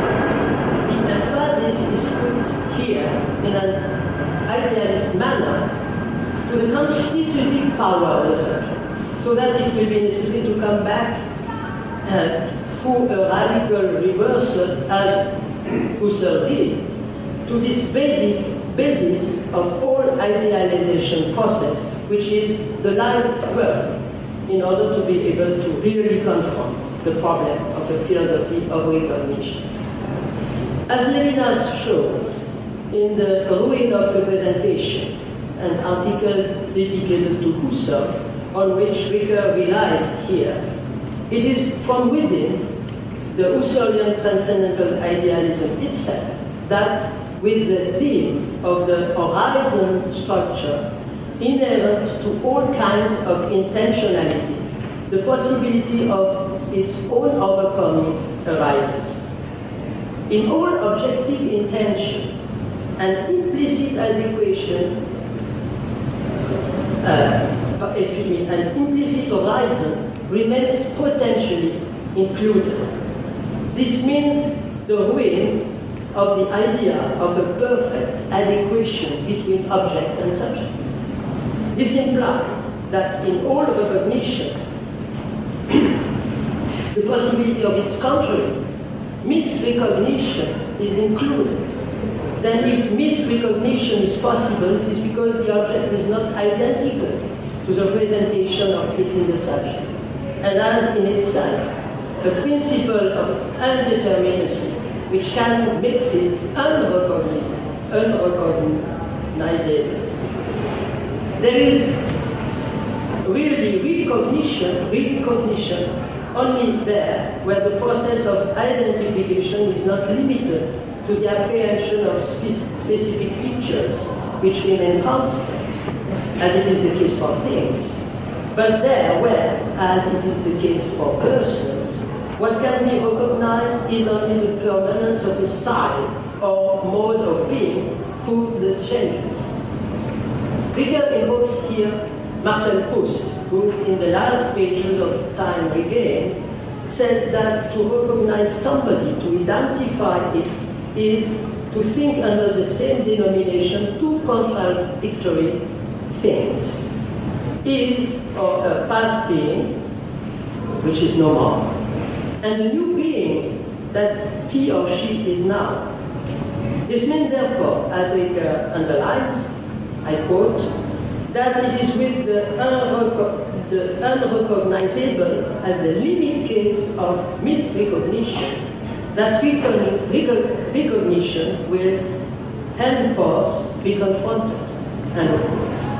So the misrecognition can also be applied to oneself and be found in the process of recognizing oneself, which constitutes the theme of the second style.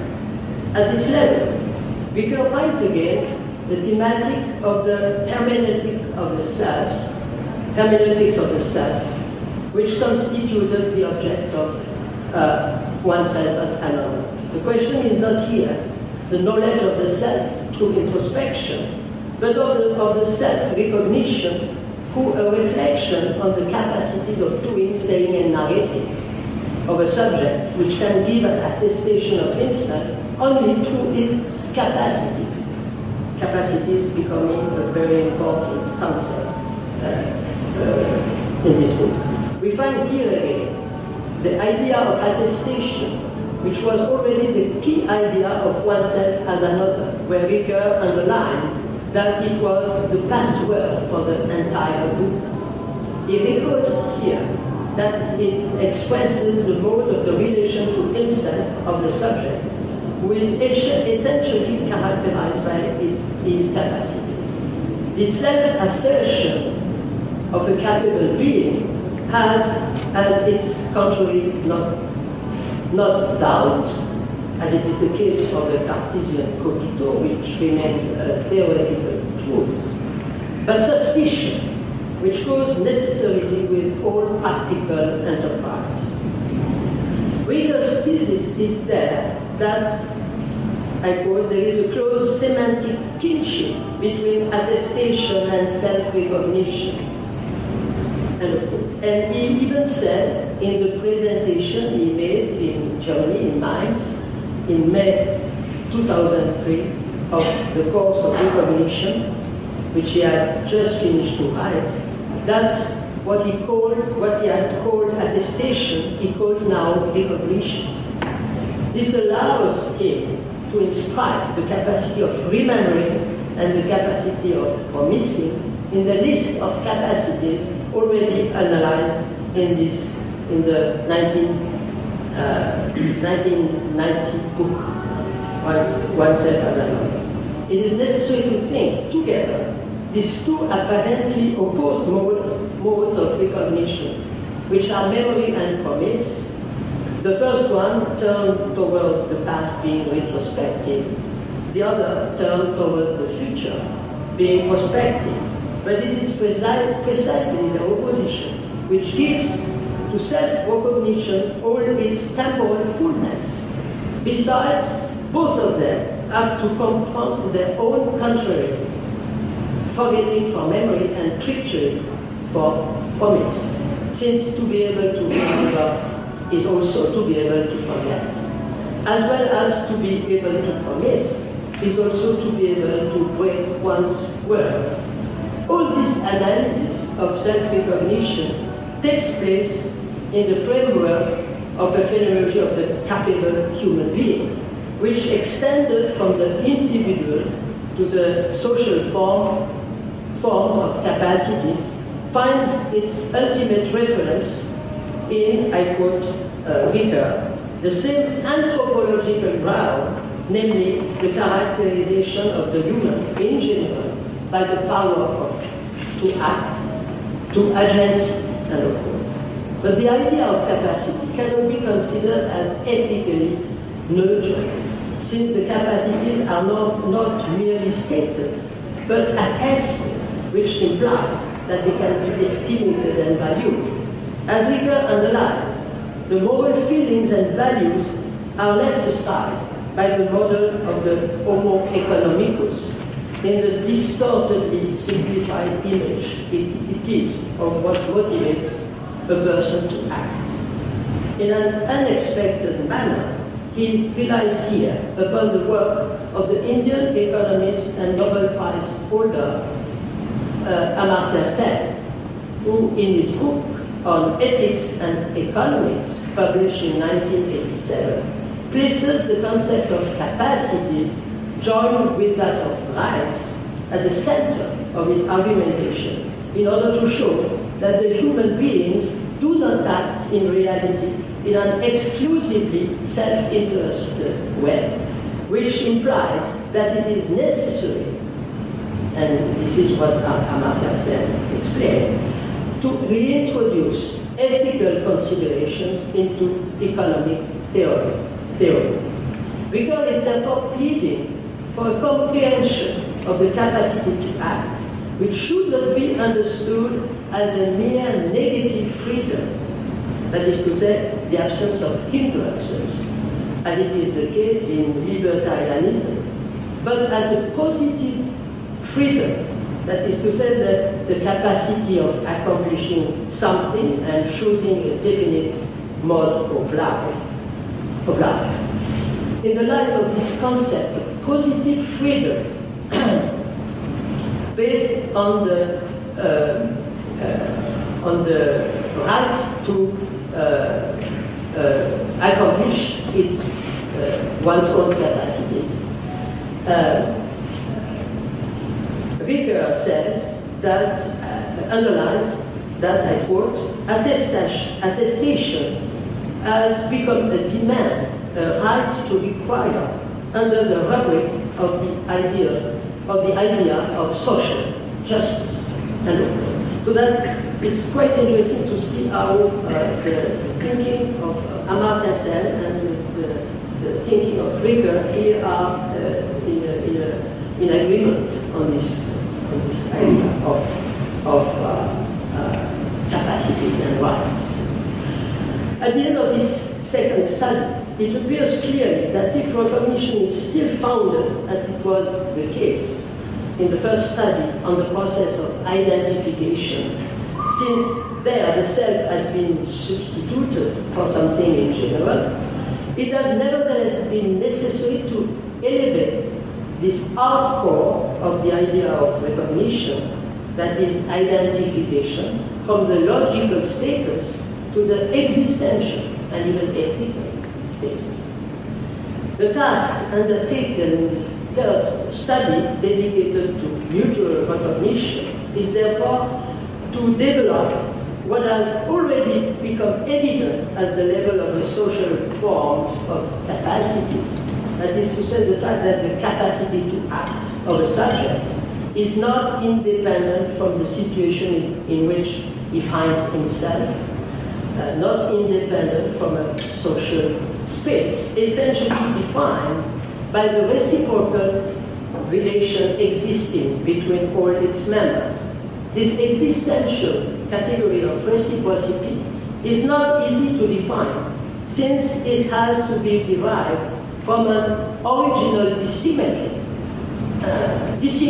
situation, from which, as Ricoeur explains, phenomenology gives two clearly opposed versions, the Husserlian and the Levinasian ones. The first one, Husserl, starts from the ego and remains theoretical, whereas the second one, with Levinas, starting from the other person, is straightforwardly ethical. The absence of a third interlocutor, who could have been Heidegger or Merleau-Ponty, should here be noted, since both of them have opened a new way on which mutuality can be understood without being identified with this fusional union from which Ricoeur has legitimately shown the danger consisting in the withdrawal of the collective identity into hidden identity. But this really sinless. But this reduction of the phenomenological field to the two figures of Husserl and Levinas can be explained through the fact that dissymmetry is present in both of them in the most radical manner.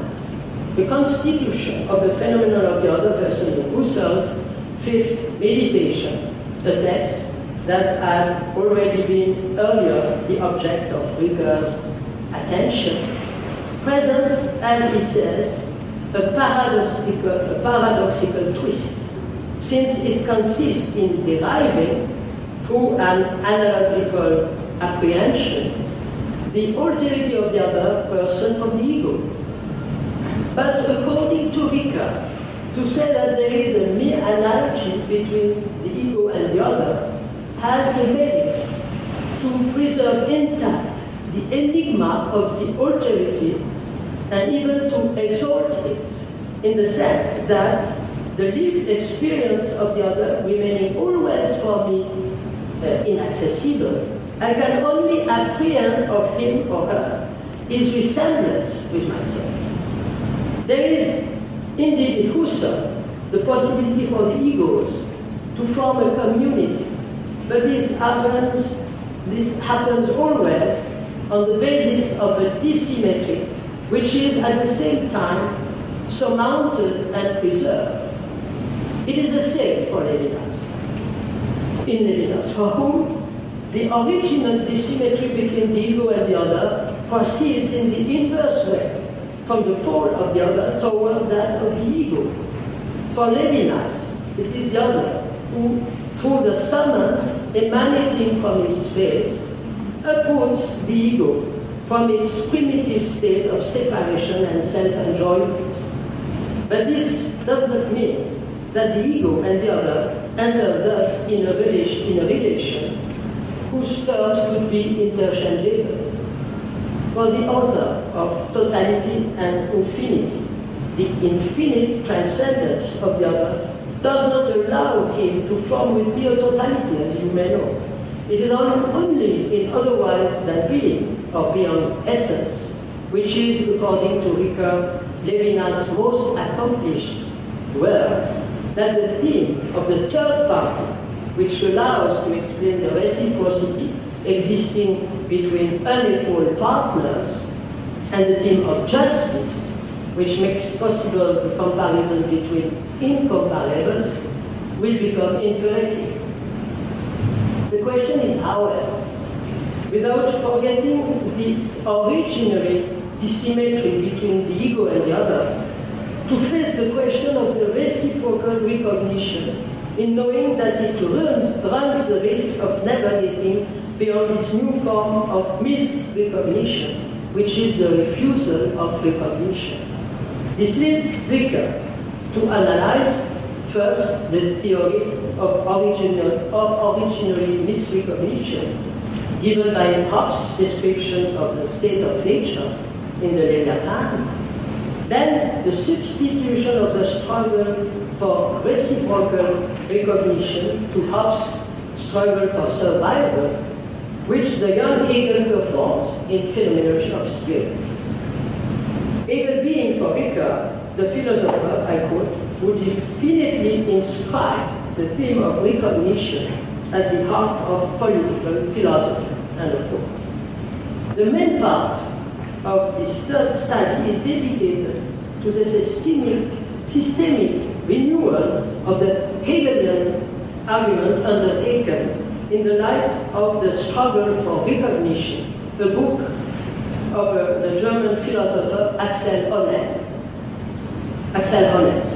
Ricoeur acknowledges that he has borrowed a lot to this book published in German in 1992 and translated into English 3 years later, in which the strategy of the author consists in a reconstruction of Hegel's argument in order to develop a contemporary philosophy of the struggle for recognition in the 3 levels of love, law, and social respect. But after the analysis of these different figures of the struggle for recognition, so Ricoeur followed Axel Honneth's analysis, Ricoeur wants to question the very importance of the idea of struggle in all these levels. He explains that in his response to Hobbes' naturalism and the emphasis put on the primitive passions of competition, disputes, and glory, Hegel was able to bring to light the dynamic role of the negative as the propeller of the struggle for recognition. But as Ricoeur underlines, the being recognized itself, toward which the whole process leads, has written up to the end an aspect, I quote, an aspect of mystery. So that the questions remain. Does not the claim for affective, juridical, and social recognition end up to be an infinite demand? And is it not the origin of a new form of unhappy consciousness? Ricoeur undertakes, therefore, to look for an alternative to the idea of struggle in a new interpretation of the gift in terms of mutual recognition. He relies upon the book of a French anthropologist, Marcel Hénard. The title of the book is The Price of Truth, which was published in 2002, just during the time when Ricoeur was writing the course of recognition. And the book has been translated in English only years later, in 2010. In this book, the problem raised by the French anthropologist Marcel Mauss in his 1924 essay on the gift is reopened. In this essay, which was the key word of French sociology, essay on the gift from Marcel Mauss, the question is about the interpretation which can be given of the practices of exchange of gifts that Mauss has observed in the Maoris of New Zealand. For Mauss, the solution of the enigma of the exchange of gifts had to be searched, following what the indigenous peoples themselves said, in the fact that the magical force that obligated giving in return lies in the thing itself that has been given, so that Mauss was following in a way the indigenous interpretation.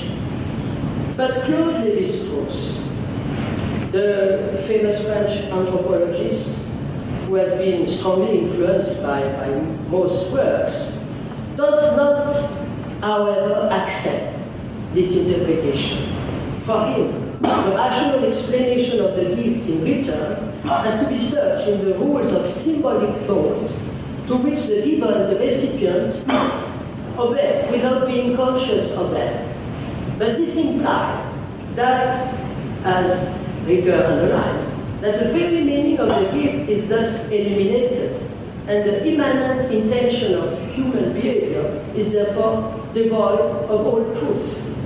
To this logic of reciprocity, which is situated on the symbolic level and therefore above the social agents and their exchanges, Ricoeur wants to oppose the very mutuality of the exchange between the protagonists, and rely thus on Marcel Henaf's interpretation of what he calls the enigma of ceremonial reciprocal gifts. By designating the exchange as ceremonial, Henaf's interpretation breaks with the moral interpretation of the gift as well as with its economic interpretation as an archaic form of commercial exchange. The solution of the enigma should not be looked for outside the mutuality of the exchange itself, the gift being therefore the pledge of and substitute for a mutual recognition which doesn't recognize itself as such and can only do it by symbolizing itself in the gift. For Marcel Henaf, it is indeed essential to see in the gift an exchange which is not commercial and which has to be subordinated to the category of what is without price, as if the truth searched by Socrates, who taught without requiring any salary in return, but could nevertheless accept gifts. As Ricoeur underlines, the ceremonial character of the gift does not only distinguishes it from a commercial exchange, but protects it also from the moralizing reduction which turns it into a duty, as it is the case in organized charities and caretaking institutions. Thus set apart of all other kinds of exchanges, the gift keeps a festive and therefore exceptional character, which can never be institutionalized. As such, it can only constitute a respite, a clearing, open in the midst of the struggle for recognition, which seems to remain endless. It is therefore only in these festive experiences of gift exchanges, in which the commercial relations are suspended, that we can have the assurance that we are not struggling in vain for recognition. Ricoeur explains in the conclusion of his book, that he has defended, I quote, the idea of a mutuality exercised between the protagonists of the exchange against its reduction to a form of reciprocity where the relation takes place at the transcendent level in relation to the transaction between those who give and those who receive. He has, I quote, he thus has come to the idea of mutual recognition backed by the gift. But he has also risked the complementary idea that this recognition does not recognize itself, since it was deeply invested in the exchange of gifts, which are its pledge and substitute. But the question can be raised following Derrida, who raised the question in his essay on, in French it was donner le temps, giving time. The last question was whether a more subtle form of misrecognition does not remain concealed in the festive exchange. This is the misrecognition of the originally asymmetry between the self and the other, from which Husserl and Levinas gave two opposed versions. So that the question comes again, asymmetry. The question is not for Ricoeur to give a privilege either to Husserl nor to Levinas, but rather to consider in a new manner the objections that they both raised against the very idea of mutuality. The problem was for them to overcome the dissymmetry in order to make sense of reciprocity. But for Ricoeur, the question is on the opposite, to integrate into mutuality the originary dissymmetry. Ricoeur's thesis is that, I quote, the discovery of this forgetfulness of the originary dissymmetry is beneficial to recognition in its mutual form.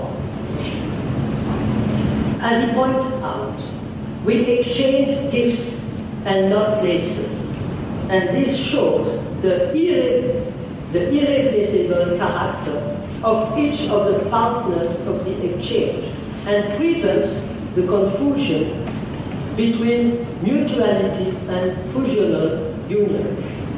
It becomes therefore possible to put the emphasis no longer on giving itself, but on receiving, which is the place of this highest form of recognition, that is gratitude. Receiving becomes thus the pivotal term between giving and giving in return, since in it the dissymmetry between the giver and the receiver is affirmed twice, the one who gives being other than the one who receives, and the one who receives being other than the one who gives in return. Ricoeur's conclusion is then the following, I quote, the twofold alterity is preserved in the act of receiving and in the gratitude it gives rise to. End of quote. The first, that is mutual recognition, which takes place in the exchange of gifts, is only, as Ricoeur admits, an ephemeral clearing which cannot abolish what Hobbes called the war of all against all. It can never give a happy end to the endless struggle for recognition which opposes the human beings to each other. But it is at least a window temporarily open on what constitutes the deepest meaning of human identity, insofar as it succeeds in raising itself above the level of the needs and privations which characterize the state of nature. This meaning is expressed in the Greek and biblical term of agape, to which Ricoeur dedicates the most beautiful pages of this last book. Ricoeur has looked for the key of what he calls mutuality in this form of love which knows nothing of comparison and calculation, since it is the pure form of generosity which doesn't expect anything in return and avoid thus to fall into the trap of the impersonal logic of mere reciprocity. I thank you.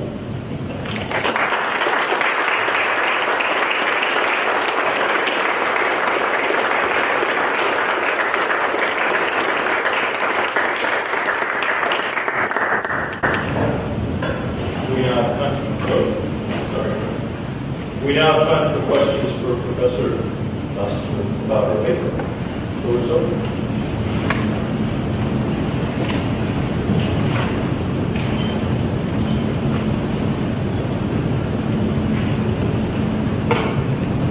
In fact, it was just a reading.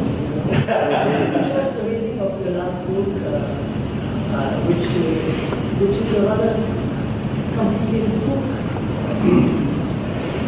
Ricoeur bring together many arguments?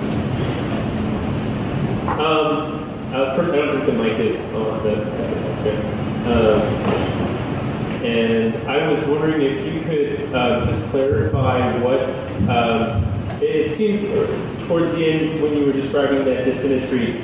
It's precisely because of the irreplaceability of the other that there's this initial dissymmetry. And I was wondering, is that the fundamental dissymmetry that Ricoeur sort of identifies through the course of recognition? I haven't read it, so it's just a question of clarification. I think Ricoeur wants to answer Husserl's and Levinas's argumentation about the unavoidable dissymmetry between the ego and the other. Because for both of them, it doesn't allow mutuality or fusion being something that cannot be achieved, because this dissymmetry remains. And for Ricoeur, the argument is quite interesting. The dissymmetry is not, let's say, opposed to mutuality, but it's the basis of mutuality. Because, as he says, when we exchange our places, what we exchange is to me our gifts, but not places. We remain in this symmetry, but remaining in this symmetry, mutuality can occur in a of course, festive and exceptional manner. And this is also a very important argument here, that we cannot imagine that mutuality could be an institution. It is something exceptional. It is, as Ricoeur says, what happens in a festive manner sometimes. I ask because it seems almost the inverse of the fundamental asymmetry that he has in action, right? Where there is always an agent and there's always a patient. And yet with recognition, it's precisely being the patient or being recognized that seems to be also desired here. And so it seems that these asymmetries are sort of working crosswise. And so, I mean, of course, in oneself as another, he has the irreplaceability of the other as a part of friendship, and so that dynamic is also present there. But it's just interesting that this sort of turns on its head in a certain way. The other profound asymmetry that's in himself. But what is interesting here is that receiving, the Ricoeur's point in the last book was to, let's say, give a justification to the sense of the word reconnaissance in French. Because it means when we hear the word, we think at first of gratitude. This is, it means gratitude, And for Ricoeur, the emphasis has to be put on the receiving act and not on the giving act, which is the case with Derrida, for example. Giving, it's not what is important. Receiving is more important because it is the place of the other also. So this is what I don't want. Ricoeur wants to show people.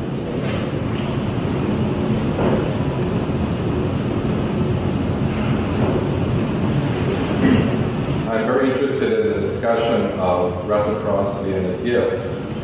And speaking as a historian and archaeologist and not someone who has read the course of recognition, the way in which gift exchange and reciprocity developed in sociology and anthropology fit into Pierre Bourdieu's analysis of gift exchange as being constitutive socially precisely because it has a history, and there is a memory of who has given what to whom, and what counts most of all is the skill in the timing of something that isn't regulated or isn't prescribed, but is a kind of improvisation that has a style. And that's a great deal of the meaning of the gift as something that's not calculated and commercial. So I'm wondering, in thinking about Ricoeur's emphasis in oneself as another and time and narrative on the emplotment of one's life, how that might relate to this discussion of gift giving and gift receiving as a fundamental element in the building of one's narrative identity as implicated with others, as something that is only possible in this kind of exchange with others. Thank you for your question. Thank you very much. First of all, it's very important to underline the fact that giving and receiving cannot be understood as a commercial exchange. Right. This is very important. Neither as an archaic form of commercial exchanges, but has to be understood as it happens. And secondly, your question brings me back to the thematic of event, which is very important in Ricoeur. It has become a big thematic in France, starting with Heidegger and following with other people like Badiou, etc. But coming back to this problem of event, what happens in an unexpected manner makes from me the receiver of something, and the way how I can receive it is given to me by the possibility of one narration. If I don't have this possibility, I remain stuck in a terrible, let's say, mental problem, which the psychiatrists know quite well. The fact that the narrative or the employment cannot function, and that the past comes back in nightmares, for example, in this kind of mental problems. So that being able to see in myself also the receiver is the condition for the narrative identity. Because, and this is also why the notion of the self. In French, the self is not a word that is very common. We spoke since Descartes of the ego, and the reflective for self you can find in Heidegger in a billion times, but not really very commonly. Using this form, the self, which is the reflective form of the I, means that I'm the receiver of my own reflection of myself. I am in a way, in delay in relation to myself, which means that this dialectic of giving and receiving is constituted of my identity, which is not then hidden of identity, of course, but the only identity that a human being can assume. I would just add, based on my own work in Bronze Age cultures, that gift exchange and reciprocity, with all that it implies in terms of identity and of recognition, is the fundamental mode of politics, and it's very well documented. And in fact, all that the evidence we have about how polities are constituted and the social order is constituted fits within that, meaning that the significance of the topic is very great for those cultures in which the gift exchange isn't just a kind of village, a local oddity or a local vestige within a larger depersonalized or capitalist system. And it's interesting to think about Constitution on the largest political scale that's happening in terms of exactly what you're talking about, and that this is how politics is narrated in these sources, in Egypt, Mesopotamia, what have you. So that's just a comment I would make. No, but I'm in very reaction interested because you see the move, Ricoeur's move toward the anthropological level, especially not always, but especially in the discourse of recognition, in order to understand really human existence. And this seems to me very important in Ricoeur's work, that he entertained a dialogue with anthropologists, and not only with philosophers or political philosophers.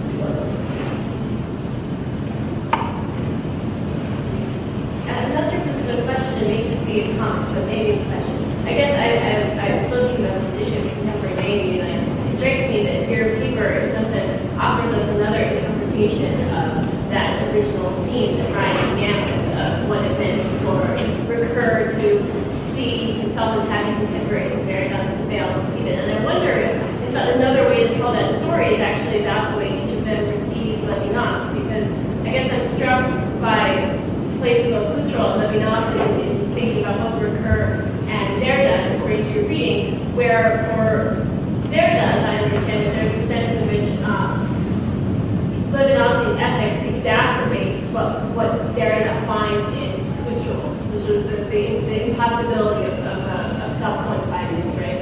And that it seems like in your telling of the way in which Ricoeur responds to Levinas, what Ricoeur finds in Levinas is the possibility for a recuperation of the symmetry through mutuality. And so it seems like there's, in some sense, that conversation that Ryan begins with. I'm just wondering if there's a sense in which that the difference between the two of them hinges upon how they receive Levinasian ethics.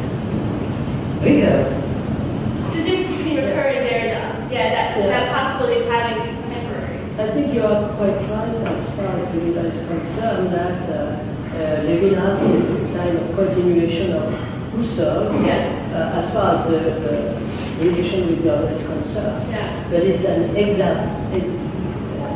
a hyperbolic way of thinking the other that Derrida accepts. Yeah. You know, it's very Levinasian at the end of his itinerary, you know.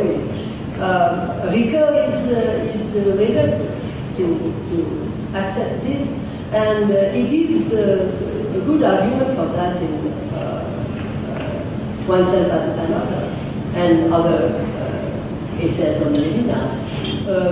The problem is that when I speak of the other with a capital O, I'm in a way identifying the alterity of time, which makes me always, you know, in non-coincidence with myself, you know, because this is exactly what I experience in remembrance and anticipation, to go back to Augustine and the Augustine analysis of time. So that Levinas, it's quite easy to see in the first book of Levinas, Le Temps et l'autre, Time and the Other, that these two kinds of alterity, the alterity of time and the alterity of the other, are identified, you know. And this is against this identification that Ricoeur is, you know, because for him it's a very beautiful conclusion in Oneself as Another, that when I'm confronted to the enigma of otherness, philosophy ends, you know, it is an enigma. And if I look for a solution, and for, in a way, for Ricoeur, Levinas has given a solution with writing other with capital O and saying that the other is the absolute other. Ricoeur doesn't want to do that. He wants to remain, let's say, close to the enigma, which is to me a wonderful philosophical attitude, in a way, because then I have to differentiate the alterity of time and the alterity of the other, They may have some connection, but they cannot be identified. And this is, in my view, the most important argument of Ricoeur against the legitimation ethics. Can I ask one more question? So does that mean that the narrative offers the possibility of a form of reconciliation to the time itself, rather than being purely an identify with the other, actually becomes a sort of space in which mutuality takes place and narrative? Yeah, I could not really. So does that, I mean, so when you said the point about time versus the other that not identified and that recurrence is something that resists that, but then time itself actually becomes the space of mutuality as well. That narrative, it becomes a possibility for reconciliation. Yes, and there, that's something that I wanted to mention. There, Ricoeur explains explaining the narrative structure, of the self, that employment doesn't involve only myself; it involves the other, and it means that when I am telling my story, which is a tendency that is really important now, photography has become very dominant in literature today. When I am telling my story, I'm telling the stories of many others at the same time, because there is an intertwining of my story with the stories of others. And that is made very clearly, the point this one is made very clearly by Ricoeur.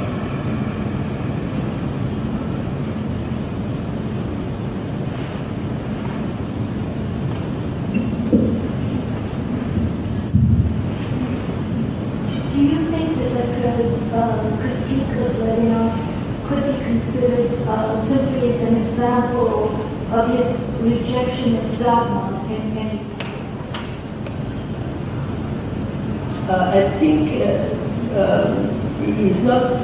He wrote a small book on otherwise as being a very small essay. I don't know if it has been translated into English. It's a very small essay he wrote. It was a comment on otherwise that being, and I think he doesn't say clearly here. He is speaking of the hyperbolic way of thinking of Levinas, and meaning that he doesn't want to, take the same path. But I think it has to do with the very strict manner in which Ricoeur always wanted to distinguish his religious discourse from the philosophical discourse. And this is the reason why I underline the fact that philosophy ends there. Maybe religion can begin, but philosophy ends there. Facing the enigma of the other, and philosophy cannot say more. And in his view, it seems to me that Levinas was not able to maintain the difference, between philosophy or metaphysics, as Levinas said, because he's using the word metaphysics, which is not a word that Ricoeur would never use, and religious discourse. So this seems to me crucial in Ricoeur's attitude to remain as a philosopher facing enigmas, which doesn't mean that on another level, the discourse, the theological discourse, could be different.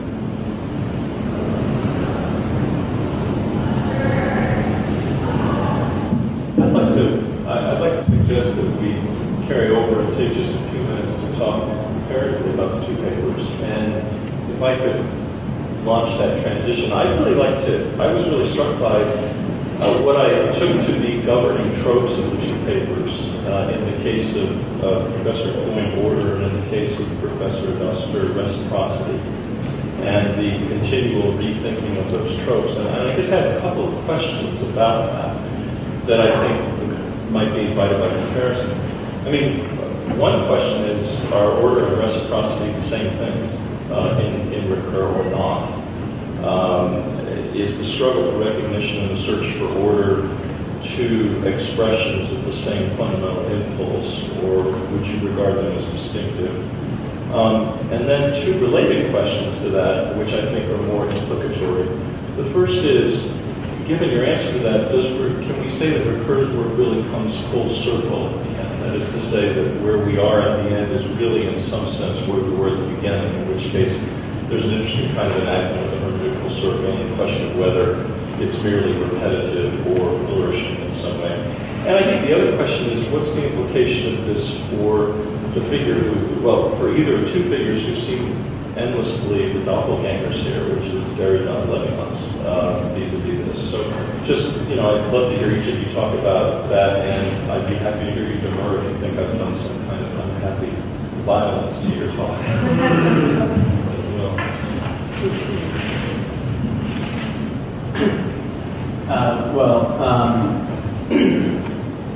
Well, thank you for those questions. I think I would respond by first saying that I was extremely struck by the reading that Professor Dastur gave of the Bakwa book, which I find quite compelling on a number of levels. First, on the sense of the consistency of the figure of the cogito brise, the fractured cogito.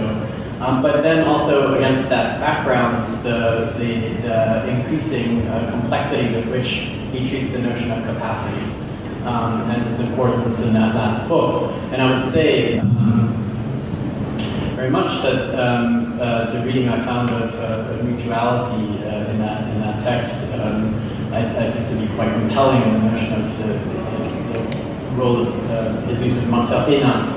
In developing the notion of a gift, I think gives me purchase on the way in which that book can let's say, speak to what Ricoeur calls his post-Hegelian Kantianism. And so that it raises the issue of the relationship between reciprocity and order. And I wonder how one could relate those concepts in the context of that book. And I would say that the way I've read it, but perhaps too quickly, is that the notion of reciprocity that we get at the end of that book is very much about the search for order, but there is a solution there. And the solution comes in the figure of agape. And to that extent, I think I agree very much with the conclusions of the paper we just heard. The question is, of course, whether or not that solution reflects, right, the terms of the problem as they're raised in the service of searching for order. And that's where I come back to a different kind of Ricoeur, and perhaps a more tortured Ricoeur. And on this score, I would say that the issue of Derrida and Levinas as doppelgangers is a very interesting one. I came back to this image of Derrida and Levinas as being shoulder to shoulder. I'm sorry, Derrida and Ricoeur as being shoulder to shoulder. Right? And of course, there's the famous image of Levinas and Derrida as proceeding by way of chiasmus, right? That they cross paths. And so, of course, if Levinas' path crosses with Derrida, then of course there would be some sort of intersection, but different, but analogous intersection with Ricoeur. And the question is how to make sense of that. And one way, perhaps, to go about making sense of that is to think of them all as Kantians. Different kinds of Kantians. Of course, Levinas is very much interested in overriding Kant in Otherwise Than Being, but in a very complicated manner. So I come back to that as perhaps the reciprocity, issue of reciprocity and order being filtered through the idea of them as Kantian philosophers. Yeah, I think the image of intersection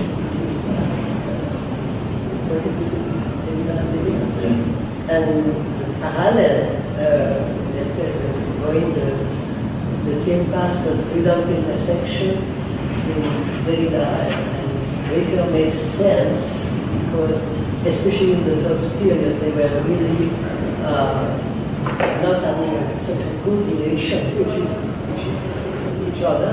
It changes at the end, probably because, in a way, Derrida began to Will you read with that? I don't know. But what I want to put an emphasis on is the figure of Hegel, because there is a real struggle on the part of Ricoeur with Hegelian figure, you know. I was saying to you that at the end of the 80s, he dedicated his seminar to the question of history, because he was starting to find the book on time and narrative. And he insisted on the Hegelian figure in a rather apparent manner, being against it, but without being able to do without it, you know. So that was really interesting to see Hegel's attitude. And I think that this comes back in the last book, you know, that in a way, this struggle for recognition is essential part of the human existence. But of course, the Hegelian solution cannot be accepted. And what strikes me is the fact that he is putting the emphasis on something that is extraordinary and exceptional. The search for order leads him to find some possibility of order in something that is out of order. And this is really quite interesting. He cannot renounce the idea of mutuality, because if you renounce this idea, you are all back to solipsism or to the Hobbesian way of thinking. But at the same time, mutuality, which can be in a way institutionalized in the idea of social justice, is not the true form of mutuality. The true form of mutuality happens in an exceptional manner. And I think it's what Ricoeur at the end has to acknowledge in a beautiful manner, because agape, again, what is agape? It's neither eros nor philia, which are the terms with which the philosophical tradition has tried to understand love, starting with Plato, who uses the two words, philosophy and eros as the figure of the philosopher, but agape. That, let's say, brings us to another domain, which is the religious domain. That is quite clear. That's why the pictures dedicated to agape, there are only 3 different pictures, but they are absolutely the illumination in a way for Ricoeur of what mutuality could be. So does agape order reciprocity? Yes, in a way, yeah. No, this is not mutuality. Ricoeur makes a difference between reciprocity, which is always thought as Levi-Strauss does also, on a symbolic order, which is above the agents, of action. And reciprocity is always a logical, theoretical concept. Whereas mutuality, this could be the real basis of a human being with the other. In hearing this dichotomy of reciprocity and order, or mutuality and order, I'm wondering if there's not a third term missing, namely authority. I mean, or Herrschaft. I mean, you're talking about political or social order, it's inescapable that the mutuality is often asymmetrical. Right? Master, slave, lord, servant, which is not exclusive of agape in the Christian tradition, certainly. And I'm wondering, the question then is, would the third term of authority, or however, maybe there's a better term for that, be necessary for Ricoeur as in this analysis, or are the 2 terms of mutuality and order sufficient? And if so, what does order mean without authority?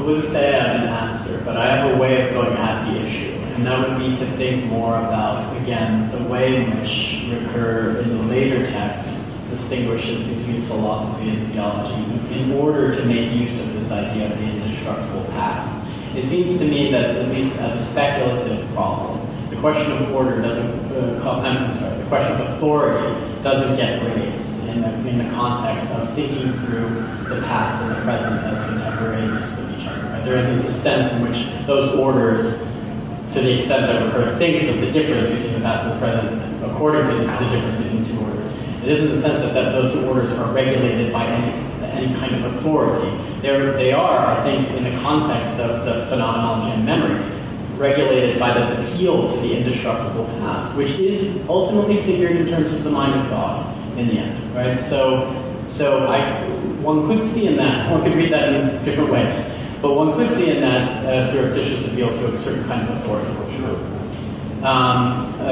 Not necessarily, but one could.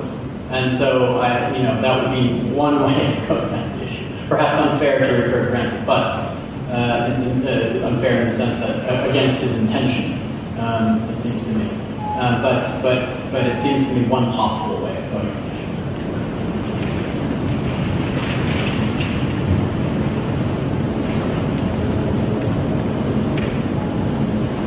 Well, in the Gorgias, I'll just pull this out. The Gorgias, Plato says, when no one else can speak, I'll tell you a myth. I don't have a myth to tell you, but I do want to suggest that we have had an extraordinary conversation with courtesy of the two people to my left. So as we conclude, I'll ask you to join me in thanking them for a wonderful afternoon.